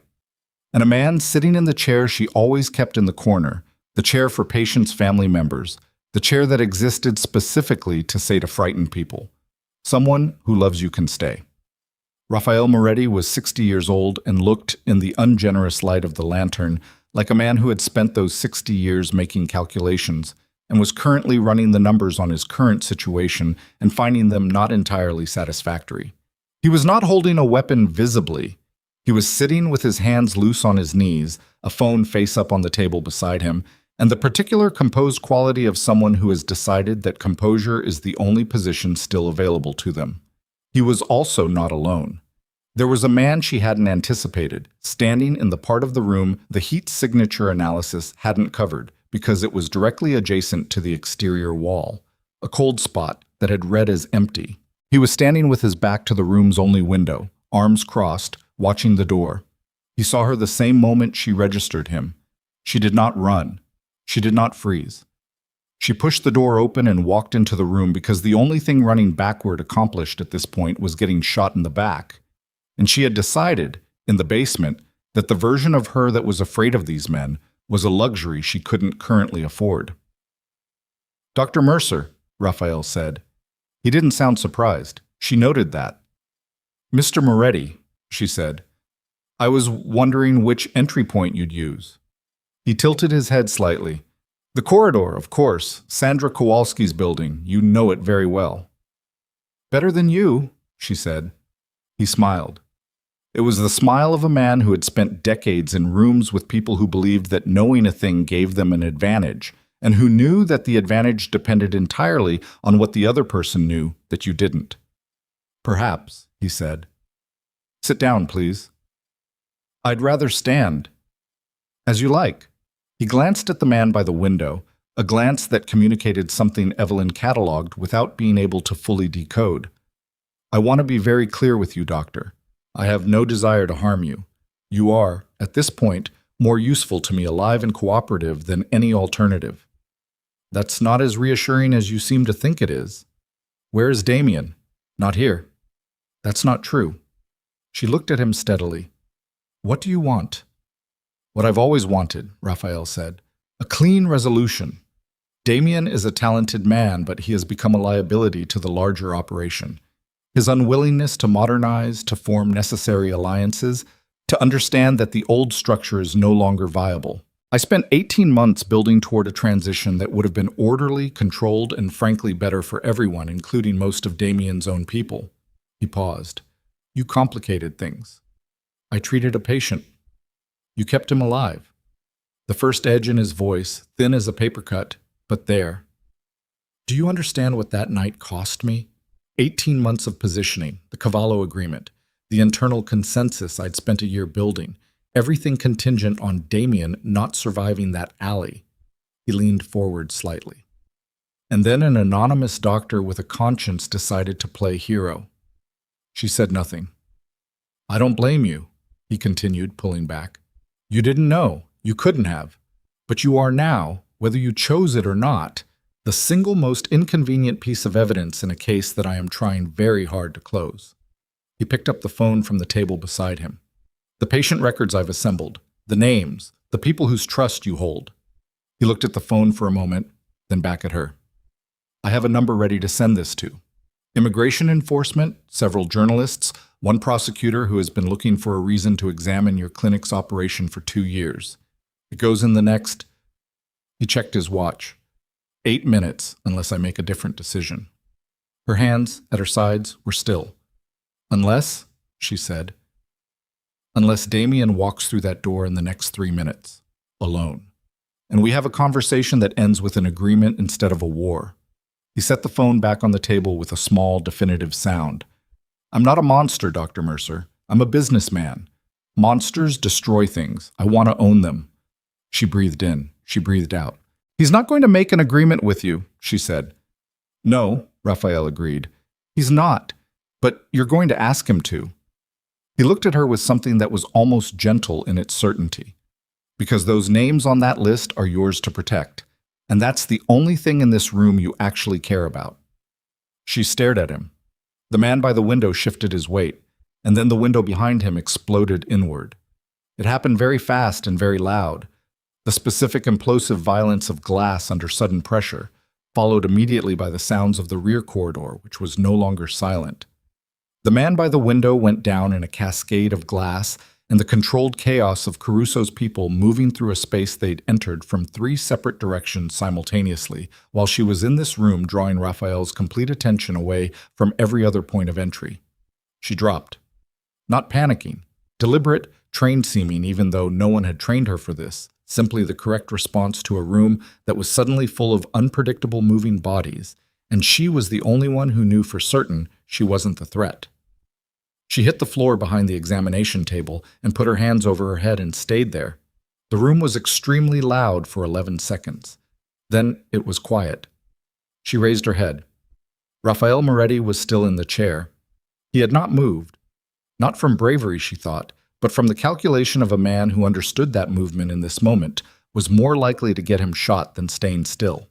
His hands were raised to shoulder height, and his composure had survived mostly intact with only its surface scratched, like expensive furniture that had been knocked but not broken. Caruso was at his left with 2 men she recognized from the safe house. Damien was at his right, and Damien's face was something she didn't have a previous reference for. She had seen him in pain, in crisis, in the particular focused cold of operational mode. She had not seen him in the presence of the specific man who had spent 18 months building his death, and whose presence in this room, this building, this place that was Evelyn's, had apparently produced something older and darker and more fundamental than operational mode. "The phone," Damien said. His voice was entirely level, which somehow made it worse. Raphael looked at him for a long moment. Then he said, "You can't close this, Damien.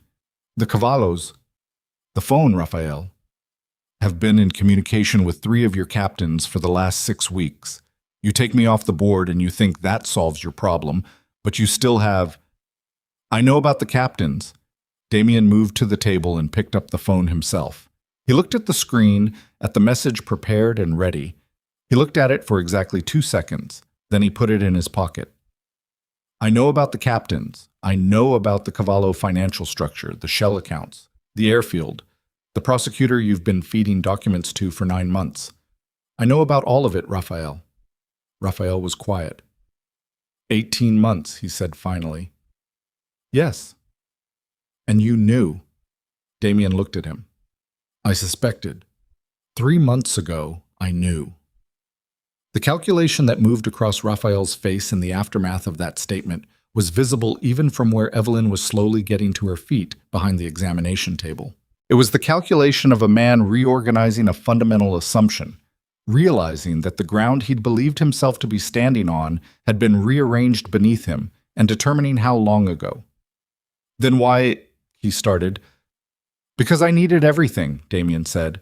"Not the suspicion, not the theory, the proof, the financial records, the communication chain, the Cavallo connection, the names of every person you brought into this over 18 months.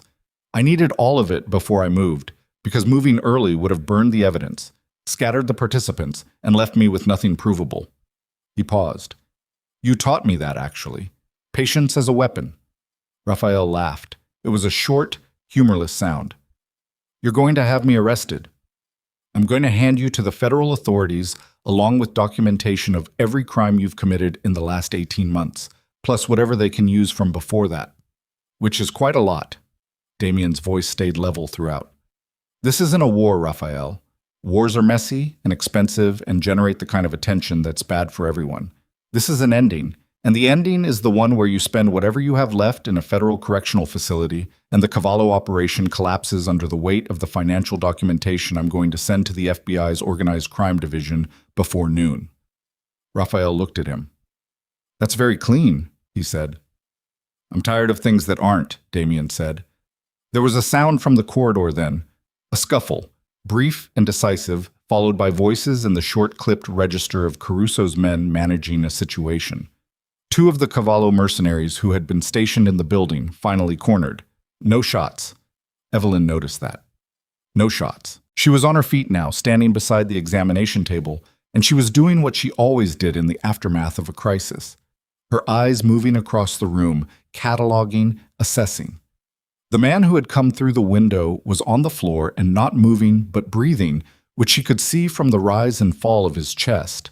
The 2 men Caruso had brought through the rear corridor were standing upright, functional. Caruso himself had a cut across his forearm from the window glass that would need attention but wasn't serious. Damien was standing in front of Raphael Moretti, and she looked at him more carefully. He was holding himself in a way that wasn't right, the same compensation she'd seen earlier, but more pronounced now. His weight distributed slightly wrong, the left side carrying less than it should be. She'd restitched him in her kitchen 4 hours ago, and he had run and fought and come through a window in the last 20 minutes, and the math on that was not good. "You're bleeding again," she said. Every head in the room turned to her, which she ignored. Damien turned to her. "I'm fine," he said. "You've said that before and been wrong," she said. She crossed the room toward him. "Let me see." "Evelyn, right now, or I will make a scene in front of all these people." She stopped in front of him and looked up at his face, which was doing that thing again. Not quite resistant, not quite cooperating. A man unaccustomed to being managed, encountering someone with absolutely no interest in his preferences about it. "Sit down." She looked at Caruso. "Is this building secure?" Caruso took exactly 1 second to reassess what was happening. "Yes, ma'am." "Then find me whatever medical supplies are left in this building. There should be a kit in the bottom cabinet of the back room, gray bag, red zipper. Go." Caruso went. She looked back at Damien. He sat down. In the chair Raphael had just vacated, which she found in some distant compartment of her mind that was still tracking the ironic, somewhat appropriate. She reached for his jacket. He caught her wrist. Not hard. Just a contact, a stop, with enough weight to mean something. She looked at him. "Thank you," he said, very quietly. With the specific quality of a man who doesn't say those 2 words often and means them with the full weight of everything he doesn't say. She looked at him for a moment. "You can thank me after I make sure you're not bleeding internally," she said. She opened his jacket. It was worse than she'd hoped and better than she'd feared. The stitches at the upper wound site had held, but the lower ones had pulled entirely free, and the incision had opened in a way that was ugly and needed attention but was not. Thank everything in her training, threatening anything vital. She pressed her palm against it. He made a sound that was almost not a sound, a barely audible exhale through his teeth that cost him more to suppress than it should have, which told her exactly how much everything was hurting and how long he'd been pushing through it. "Hold this," she said, guiding his hand to the pressure point. He took over without being told how hard. "Good." She looked around the room. Raphael was now standing between 2 of Caruso's men, his hands zip-tied, his composure finally showing its first real crack. Not fear exactly, but the specific pallor of a man whose plan has just comprehensively failed and who is running the arithmetic on what comes next. On the floor of the clinic where she had spent 2 years treating people who had nowhere else to go. She thought about the list on his phone. 23 names she had in her head. 23 people who had trusted her with things they couldn't trust anyone else with. She looked at Damien. "The phone," she said. He reached into his pocket and handed it to her without question. She looked at the prepared message, the list, the phone numbers for the recipients he'd assembled. She deleted the message. Then she held down the power button until the phone died. She handed it back. "That's not evidence of anything important," she said, "so we don't need it." He looked at her. Something in his eyes that she was going to spend a long time not thinking about until she was somewhere quiet and could afford to. Caruso came back with the medical kit. She took it.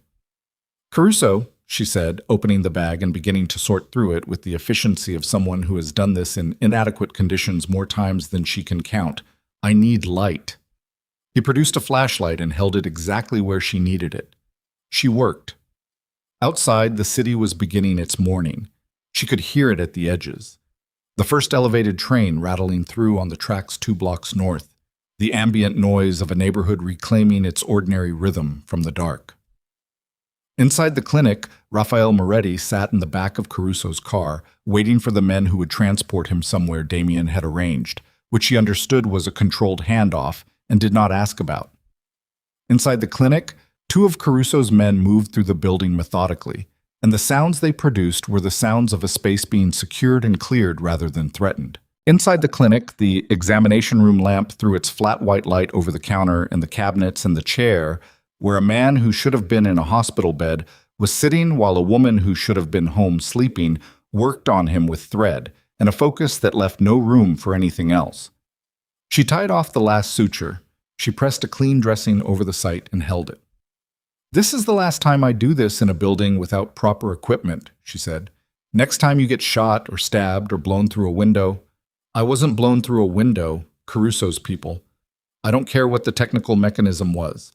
Next time anything happens to you in proximity to my presence, we are in a hospital with a surgical team and anesthesia, and I am not the one holding the needle." She pressed the adhesive edges of the dressing down with more force than was strictly necessary. "Are we clear?" "We're clear," he said. She looked up at him. He was looking at her with that expression she didn't have words for, the one that had been appearing more frequently over the last week. The look of a man encountering something he hadn't built a category for and was quietly, privately, rebuilding his architecture around. "Damien," she said. "Yes." "The captains, the three you said Cavallo had been communicating with." She held his gaze. "What happens to them?" He was quiet. "Damien, they'll have the opportunity to make a decision," he said carefully. "That's not an answer. The most honest answer I have right now."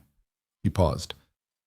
"I don't want more casualties. I'm not—" He stopped, started differently. "The version of this that ends in blood, in war, in the kind of response my organization is capable of, I know how to do that. I've always known how to do that. It is not anymore the version I want." She looked at him. "Because of tonight?" she said. "Because of 10 days ago," he said, "in an alley, when someone made a different choice." The room was very quiet. From somewhere in the building came the sound of Caruso's voice, giving orders in the low, rapid register of a man managing logistics. Doors, movement, the ordinary sounds of a situation resolving itself into its aftermath. She pressed her hand flat against the dressing one more time, a check, a confirmation that it was holding, and then she sat back on her heels and looked at the work she'd done. It would hold. It wasn't elegant. None of this had been elegant. But it would hold, and holding was what mattered. She started packing the kit. Her hands were not shaking, which she noted with the same clinical detachment she noted everything else, and which she knew was adrenaline and would stop being true in about 40 minutes when the adrenaline ran out and everything that had happened in the last 6 hours caught up with her body all at once. She would deal with that later. "Caruso is going to want to move us soon," Damien said. "I know. The federal contact needs to happen before 7 a.m. for the timing to work on the Cavallo documentation. I understand." "Evelyn." She zipped the kit. She looked at him. He was still sitting in the chair, in the flat white lamplight, in the building on the corner of 49th and Racine, where she had spent 2 years treating people who had nowhere else to go. And he looked like a man who had something to say, and was finding that the machinery he'd built over decades for exactly this kind of moment, the moment requiring precision and control and the careful management of what you allowed the world to see, was not quite working the way it used to. He sat in that chair in the flat white lamplight, and he looked at her and he said, "I don't know how to do this part." She stopped moving. "Which part?" she said. "The part where it's over." He looked down at his hands for a moment, the hands she'd come to know as a kind of index to his internal state, usually very still, currently not quite. "I know how to build things. I know how to protect them. I know how to dismantle what threatens them. I have spent my entire adult life becoming very good at those 3 things." He looked back up at her. "I don't know how to sit in a room after and figure out what comes next when what comes next isn't another problem." She looked at him for a long time. Then she picked up the medical kit, stood, and said, "One thing at a time. Right now, the next thing is getting you somewhere you can actually rest without tearing those stitches again. Everything else is after that." He nodded slowly. He stood. Carefully, with the cautious economy of a man who had learned, finally and at significant cost, that his body had limits it was going to enforce with or without his cooperation. "One thing at a time," he repeated, like he was testing whether the principle worked as a general operating philosophy. It's how I've gotten through everything, she said. Highly recommend it. Caruso appeared in the doorway with the particular timing of a man who had been waiting for exactly the right moment, which told her he'd been listening, which she decided to address at some other point when it mattered more. Car's ready, Caruso said. Federal contact is standing by for 7. Damien looked at him. Raphael is secured? En route. The 3 captains. Caruso's expression shifted slightly. 2 of them came in voluntarily when they heard we had Raphael. The 3rd is being located. When he's located, bring him to me. Not to anyone else. To me. Understood. Damien moved toward the door. He stopped beside her. Coming? He said. I need a minute, she said. I'll be right out. He looked at her once, a look that was brief and complete, and carried more in it than most conversations. And then he went. She stood alone in the examination room. The lamp was still on. The room smelled of antiseptic and smoke and the particular chemical aftermath of a space that had been through something and was now returning to itself. She looked at the examination table, the counter where the incendiary device had scorched the surface of her clinic, the cabinet where the medical kit had lived, where it had always lived, where she had reached for it 100 times for 100 patients. She thought about the 57-year-old man with the necrotic foot, the girl with the dislocated shoulder, the 2 kids with ear infections, the 23 people on a list that now existed only in her memory because she had deleted the only other copy. She thought about a stranger in an alley in the rain. She turned off the lamp. She walked out. The federal handoff happened at 6:58 a.m. in a parking structure in the West Loop, which Evelyn was not present for and did not ask about in detail. What she knew was that Damien spent 40 minutes on the phone between the clinic and the parking structure, and that the documentation Jin had compiled went to 3 separate federal investigators simultaneously, and that by 8 a.m. Raphael Moretti was in federal custody, and the machinery of a prosecution that had been 18 months in the assembling was beginning to turn. She knew these things because Caruso told her in the spare and factual way that Caruso communicated information, while she sat in the back of the middle vehicle in a 3-car convoy heading north. She did not feel triumphant. She wasn't sure she'd expected to. What she felt was the specific hollowness of someone who has been running on adrenaline for an extended period and has just felt it leave. Like the tide going out very suddenly and leaving everything on the ground exposed, her own fatigue, her own fear, all the things she'd been managing so carefully for 10 days that had never stopped being present, only been put somewhere workable. She looked out the window. Chicago coming awake in the early morning was one of her actual favorite things about this city, and she hadn't been able to appreciate it for 10 days. The bakeries with their lights on, the dog walkers, the man in the blue jacket who ran the same route through Lincoln Park every morning at this hour and whom she'd seen from her car approximately 300 times without ever knowing his name. The specific quality of October light on the lake, when you could catch a glimpse of it between buildings, gray-blue and very large and indifferent in the way that large bodies of water were always indifferent, which she found, right now, extraordinarily comforting. None of this cared what had happened in the last 10 days.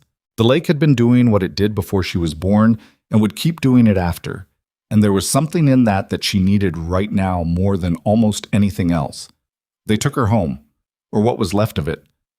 The house in Rogers Park had been assessed by 2 of Caruso's people while they were at the clinic, and the verdict was structurally sound, smoke damage to the kitchen manageable, the security breach point secured, which meant she could go home, which meant she stood on her front porch at 7:30 in the morning and put her key in her own lock and walked into her own hallway. It smelled of smoke, not overwhelmingly. The windows had been open, she could tell, but the underneath smell was still there, the reminder. She stood in the hallway. She was still standing there when her phone rang. Sandra. She answered. "Tell me everything," Sandra said, "starting from the part where you're alive and ending with the part where you're alive." "I'm alive," Evelyn said. "That's the best and worst summary I've ever heard. Are you home?" "Yes." "I'm coming over." "Sandra, you don't have to say—" "I'm already in my car," Sandra said. "Put on coffee, not the good stuff, the bad stuff, because I need it to taste like the clinic, or I'm going to cry, and I can't drive and cry." She put on the bad coffee. Sandra arrived in 19 minutes, and the first thing she did was walk through every room of the house in a thorough and systematic way that had nothing to do with assessing damage and everything to do with the specific ritual of a person who loves someone, making sure the physical space is real and intact. Then she sat down at the kitchen table, looked at the scorched counter, and said, "Tell me." Evelyn told her. All of it. The 10 days, the safe house, the clinic, Raphael, the list. She told her plainly and without editorial, the way she presented cases at Northwestern. Here are the facts, here's the progression, here's the outcome. Sandra listened without interrupting, which was not natural for Sandra and was therefore an act of significant discipline. When Evelyn finished, Sandra was quiet for a long moment. Then she said, "The list, the names." "Gone," Evelyn said. "The only copy that existed." Sandra breathed out.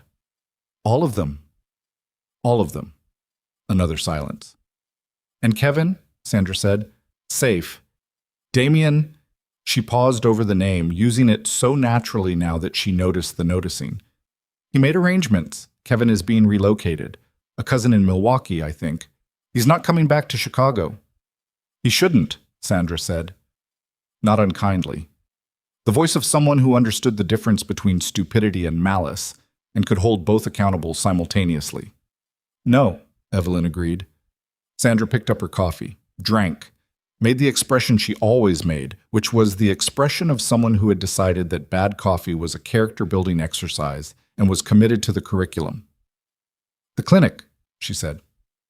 2 weeks, Evelyn said. "Maybe 3 to let things settle. Then we reopen." Sandra looked at her. "What about the next time?" she said.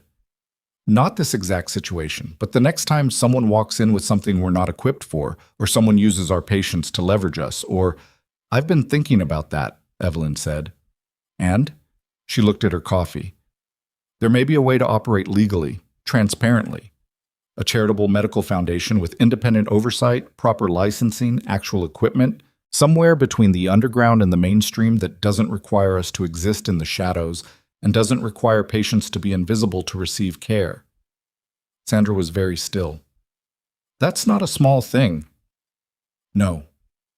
The funding alone would require—" "I know."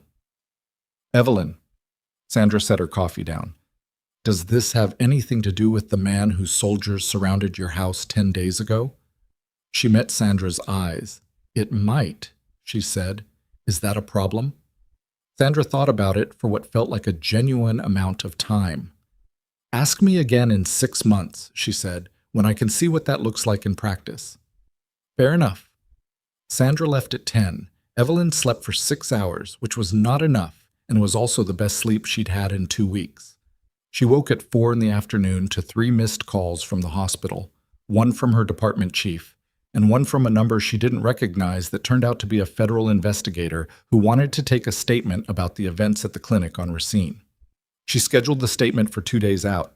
She called her department chief and said she'd be back Thursday. She showered for a long time and stood in the steam and let her body have the rest it had been demanding. The weeks that followed were quiet in the specific way of an aftermath. Not peaceful exactly, but the comparative stillness of things no longer being actively on fire. Raphael Moretti's indictment was announced 11 days after his arrest.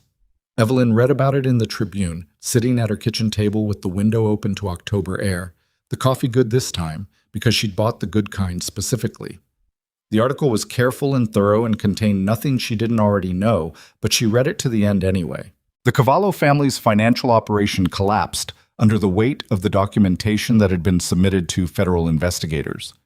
3 senior members were indicted within 6 weeks. The family's ability to operate in Chicago was, by November, severely compromised. Not gone, these things were never gone, but diminished in ways that had real and visible consequences. The 3rd captain, the one who had not come in voluntarily, was found by Caruso's people at a motel in Gary, Indiana, and brought to Damien, as ordered. What happened in that conversation, Evelyn did not know. What she knew was that the man subsequently turned himself in to federal authorities with a full account of his communications with the Cavallo operation, which was either a conversion experience or a very practical calculation. Possibly both. She saw Damien twice in October, briefly and functionally, once when his wound needed checking, and once when there was documentation for the charitable foundation that required her review and signature. Both times they met in a conference room in his legitimate business office downtown, with other people present, and the conversations were specific and contained. She noticed that he was moving more easily, the left side carrying its proper weight again. She noticed it the way she noticed all physical data, automatically, without meaning to. The third time she saw him in October, there were no other people present. He appeared at her door on a Thursday evening in late October. No convoy, no security detail visible, though she'd learned by now they were never entirely absent. Just Damien Falcone on her front porch with a jacket that had not been measured for him this time.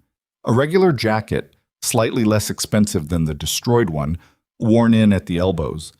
And 2 cups of coffee from the place on Clark Street that she went to every Saturday morning and that he had clearly looked up. He held one out. She took it. "You could have called," she said. "I could have," he agreed. She stepped aside. He came in. They sat at the kitchen table. Her kitchen, which smelled of fresh paint now because she'd repainted the scorched section herself one Sunday afternoon, badly enough that Sandra had offered to help, and she had refused on principle. The counter was slightly uneven in the way of a patch job done by someone whose skill set was in entirely other areas. She'd decided to leave it that way. "The foundation paperwork cleared," Damien said. "The licensing process will take 3 to 4 months, but the funding is in place." "I know, Sandra has been updating me. She's very efficient." "She's terrifying," Evelyn said, "in the best possible way." Something moved across his face that was almost a smile.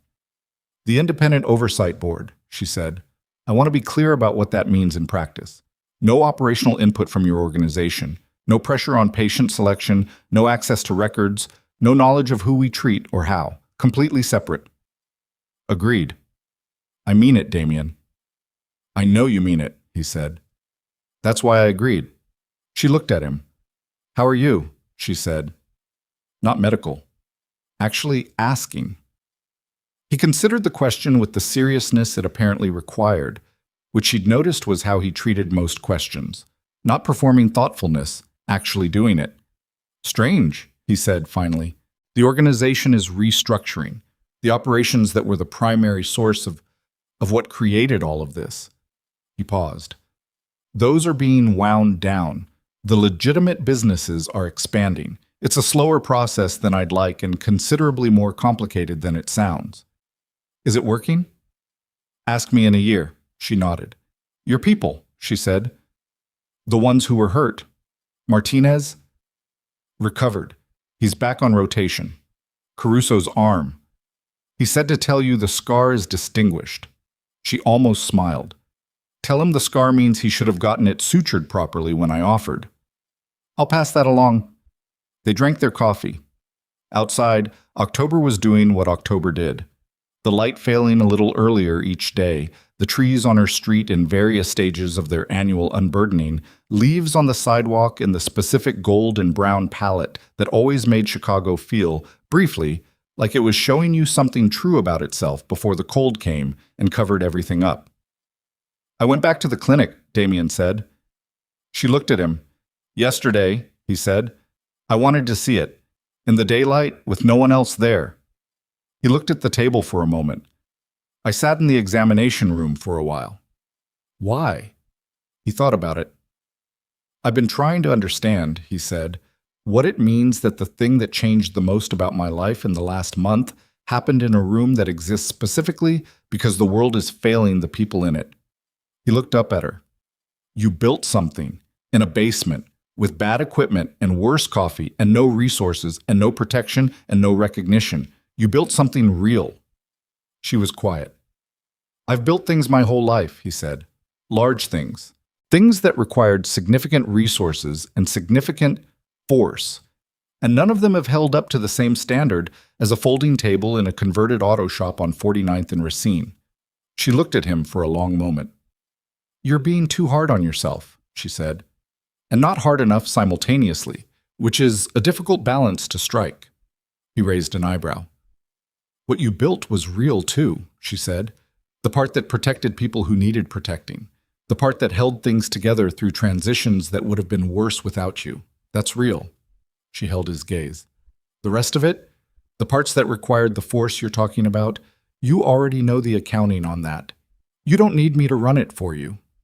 "No," he said, "I don't." "So what do you need?"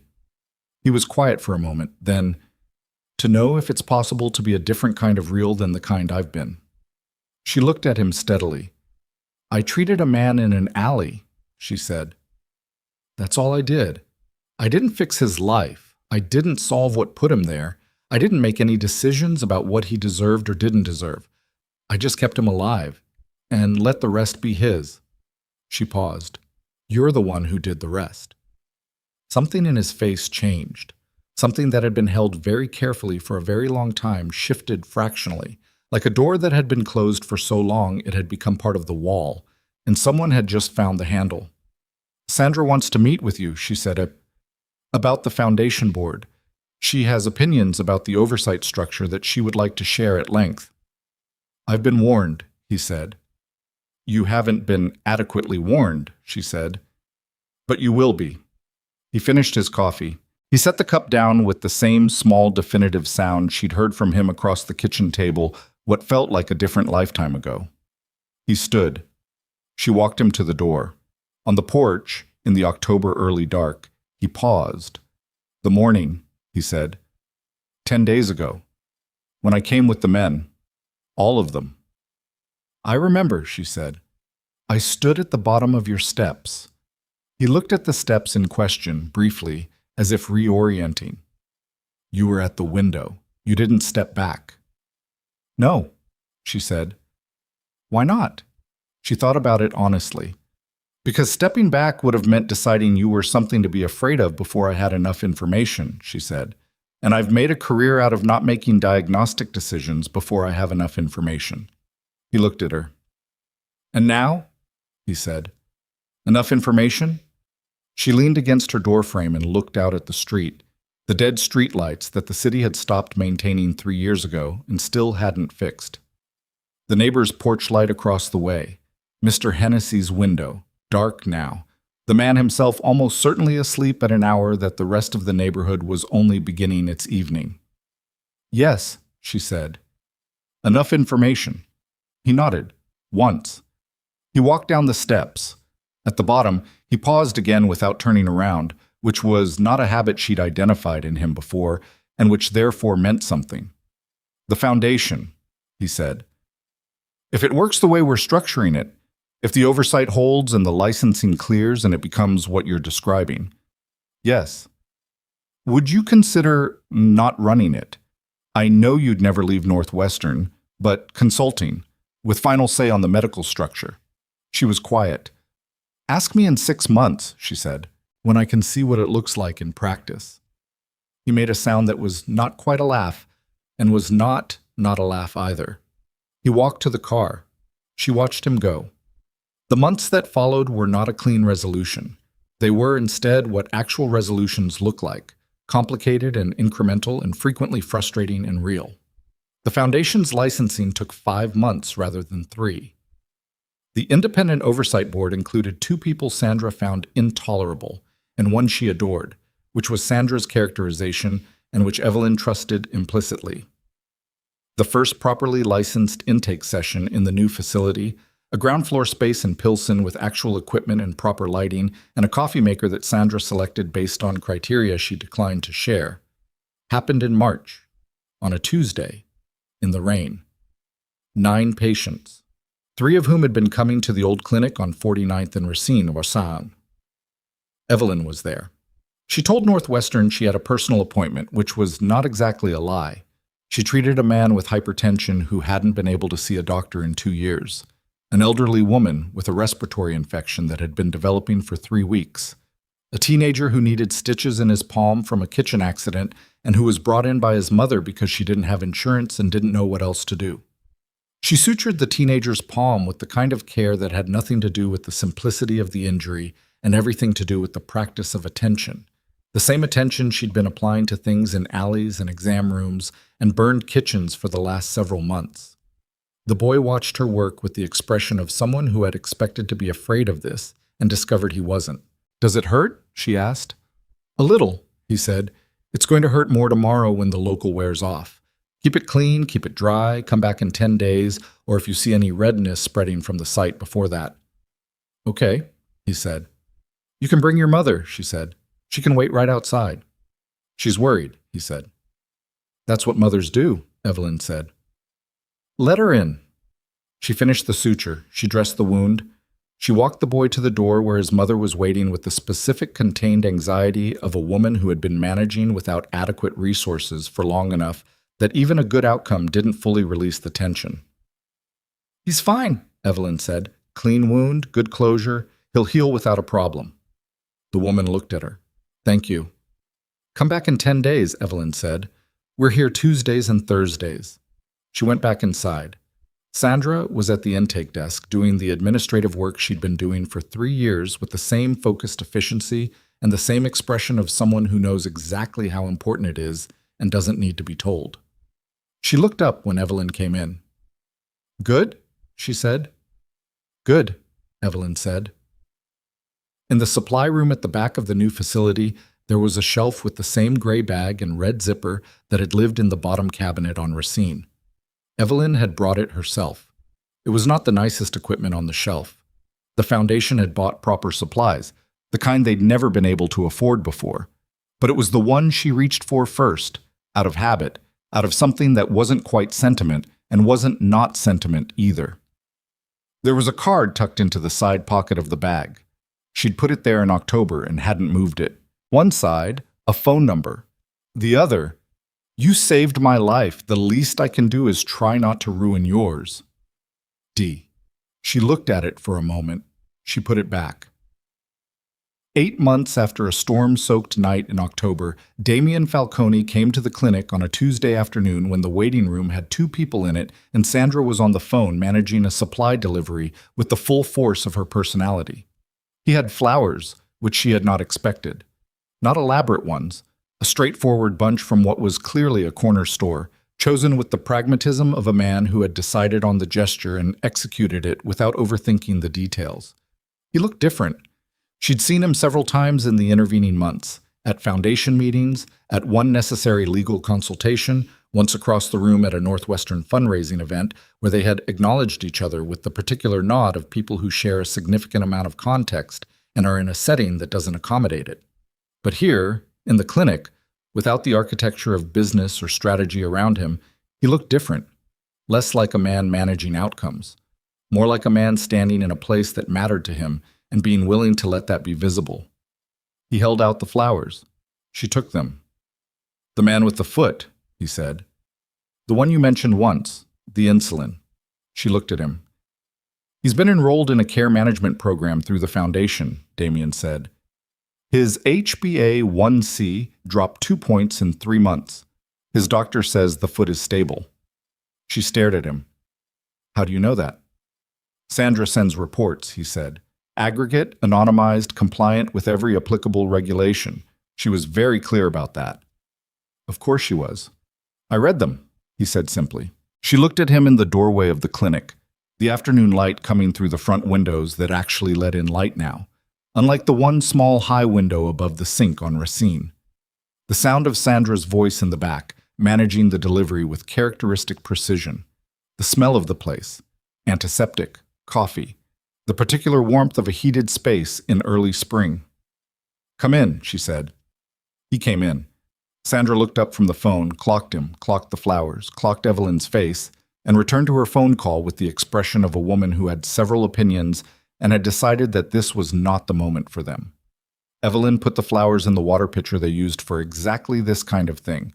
The clinic received flowers occasionally from patients who had nowhere else to put their gratitude, and set it on the counter. "The restructuring," she said. "How's it going?" "Slowly," he said. "And better than I expected, which I'm told is how these things go. The people who depended on the old structure. Being transitioned, it's not..." He stopped. "It's not without cost. There are people whose situations are worse in the short term because of decisions I've made. I'm not going to pretend otherwise." "Are you doing what you can for them?" "Yes." "Then that's what you can do," she said. He was quiet for a moment. "I had a conversation last week," he said, with a man who has been in my organization for 22 years. He's 51. He has a daughter in college. He has spent his entire adult life doing things that he did because they were the structure he was inside, not because they were the things he would have chosen. He paused. I'm trying to figure out what I owe him. She looked at him. What did you tell him? That I was going to help him figure out what came next, that the organization would support that transition. He met her eyes. And then I sat in my office afterward trying to work out whether that's enough. Is it? I don't know, he said. I don't think there's a clean answer. No, she agreed. There usually isn't. Sandra finished her call. The supply delivery arrived. For the next 40 minutes, the clinic was in the particular organized motion of a Tuesday afternoon. Patients arriving, the intake process Sandra had designed and refined and would refine further. The back room where Evelyn saw patients one at a time with the focused attention that was the only thing she'd ever been able to reliably offer in rooms like this. Damien sat in the waiting room. He did not look uncomfortable, which she'd half expected. He sat with the same quality of stillness he'd always had, and he looked at the room, at the people in it, at the walls Sandra had covered with health information in 4 languages, at the children's drawings that a patient had donated as a thank you in February, taped above the intake desk, with the attention of someone who was seeing something they'd had a hand in building and were deciding what they thought about it. After the last patient of the afternoon, she found him still there. You stayed, she said. I didn't have anywhere I needed to be, he said, which she understood from him was not a statement about his schedule. She sat in the chair across from him. The waiting room empty now, Sandra in the back doing closing procedures, the late afternoon light pulling long across the floor. I need to ask you something, she said. Yes. The night in the alley before you left. You folded the blanket. He looked at her. I've been thinking about that for 8 months, she said. Why? He was quiet for a moment. My mother, he said finally, she had a thing about... She believed that the way you left a space was the clearest thing about who you were. Not who you performed being, but who you were. A pause. She died when I was 23. I've been folding blankets since. She sat with that. She would have liked what you're doing here, he said. Tell me about her, Evelyn said. He looked at her with the look she'd first seen across a kitchen table at 2 a.m, the look of a man encountering something he didn't have a category for, still building the architecture. He started talking. Outside, Chicago moved through its evening with the enormous indifference of a city that has seen everything and will outlast all of it. The elevated trains on their old tracks, the lake doing what the lake did, the lights coming on in 1,000 windows where 1,000 lives were proceeding in the ordinary, difficult human business of becoming something other than what they started as.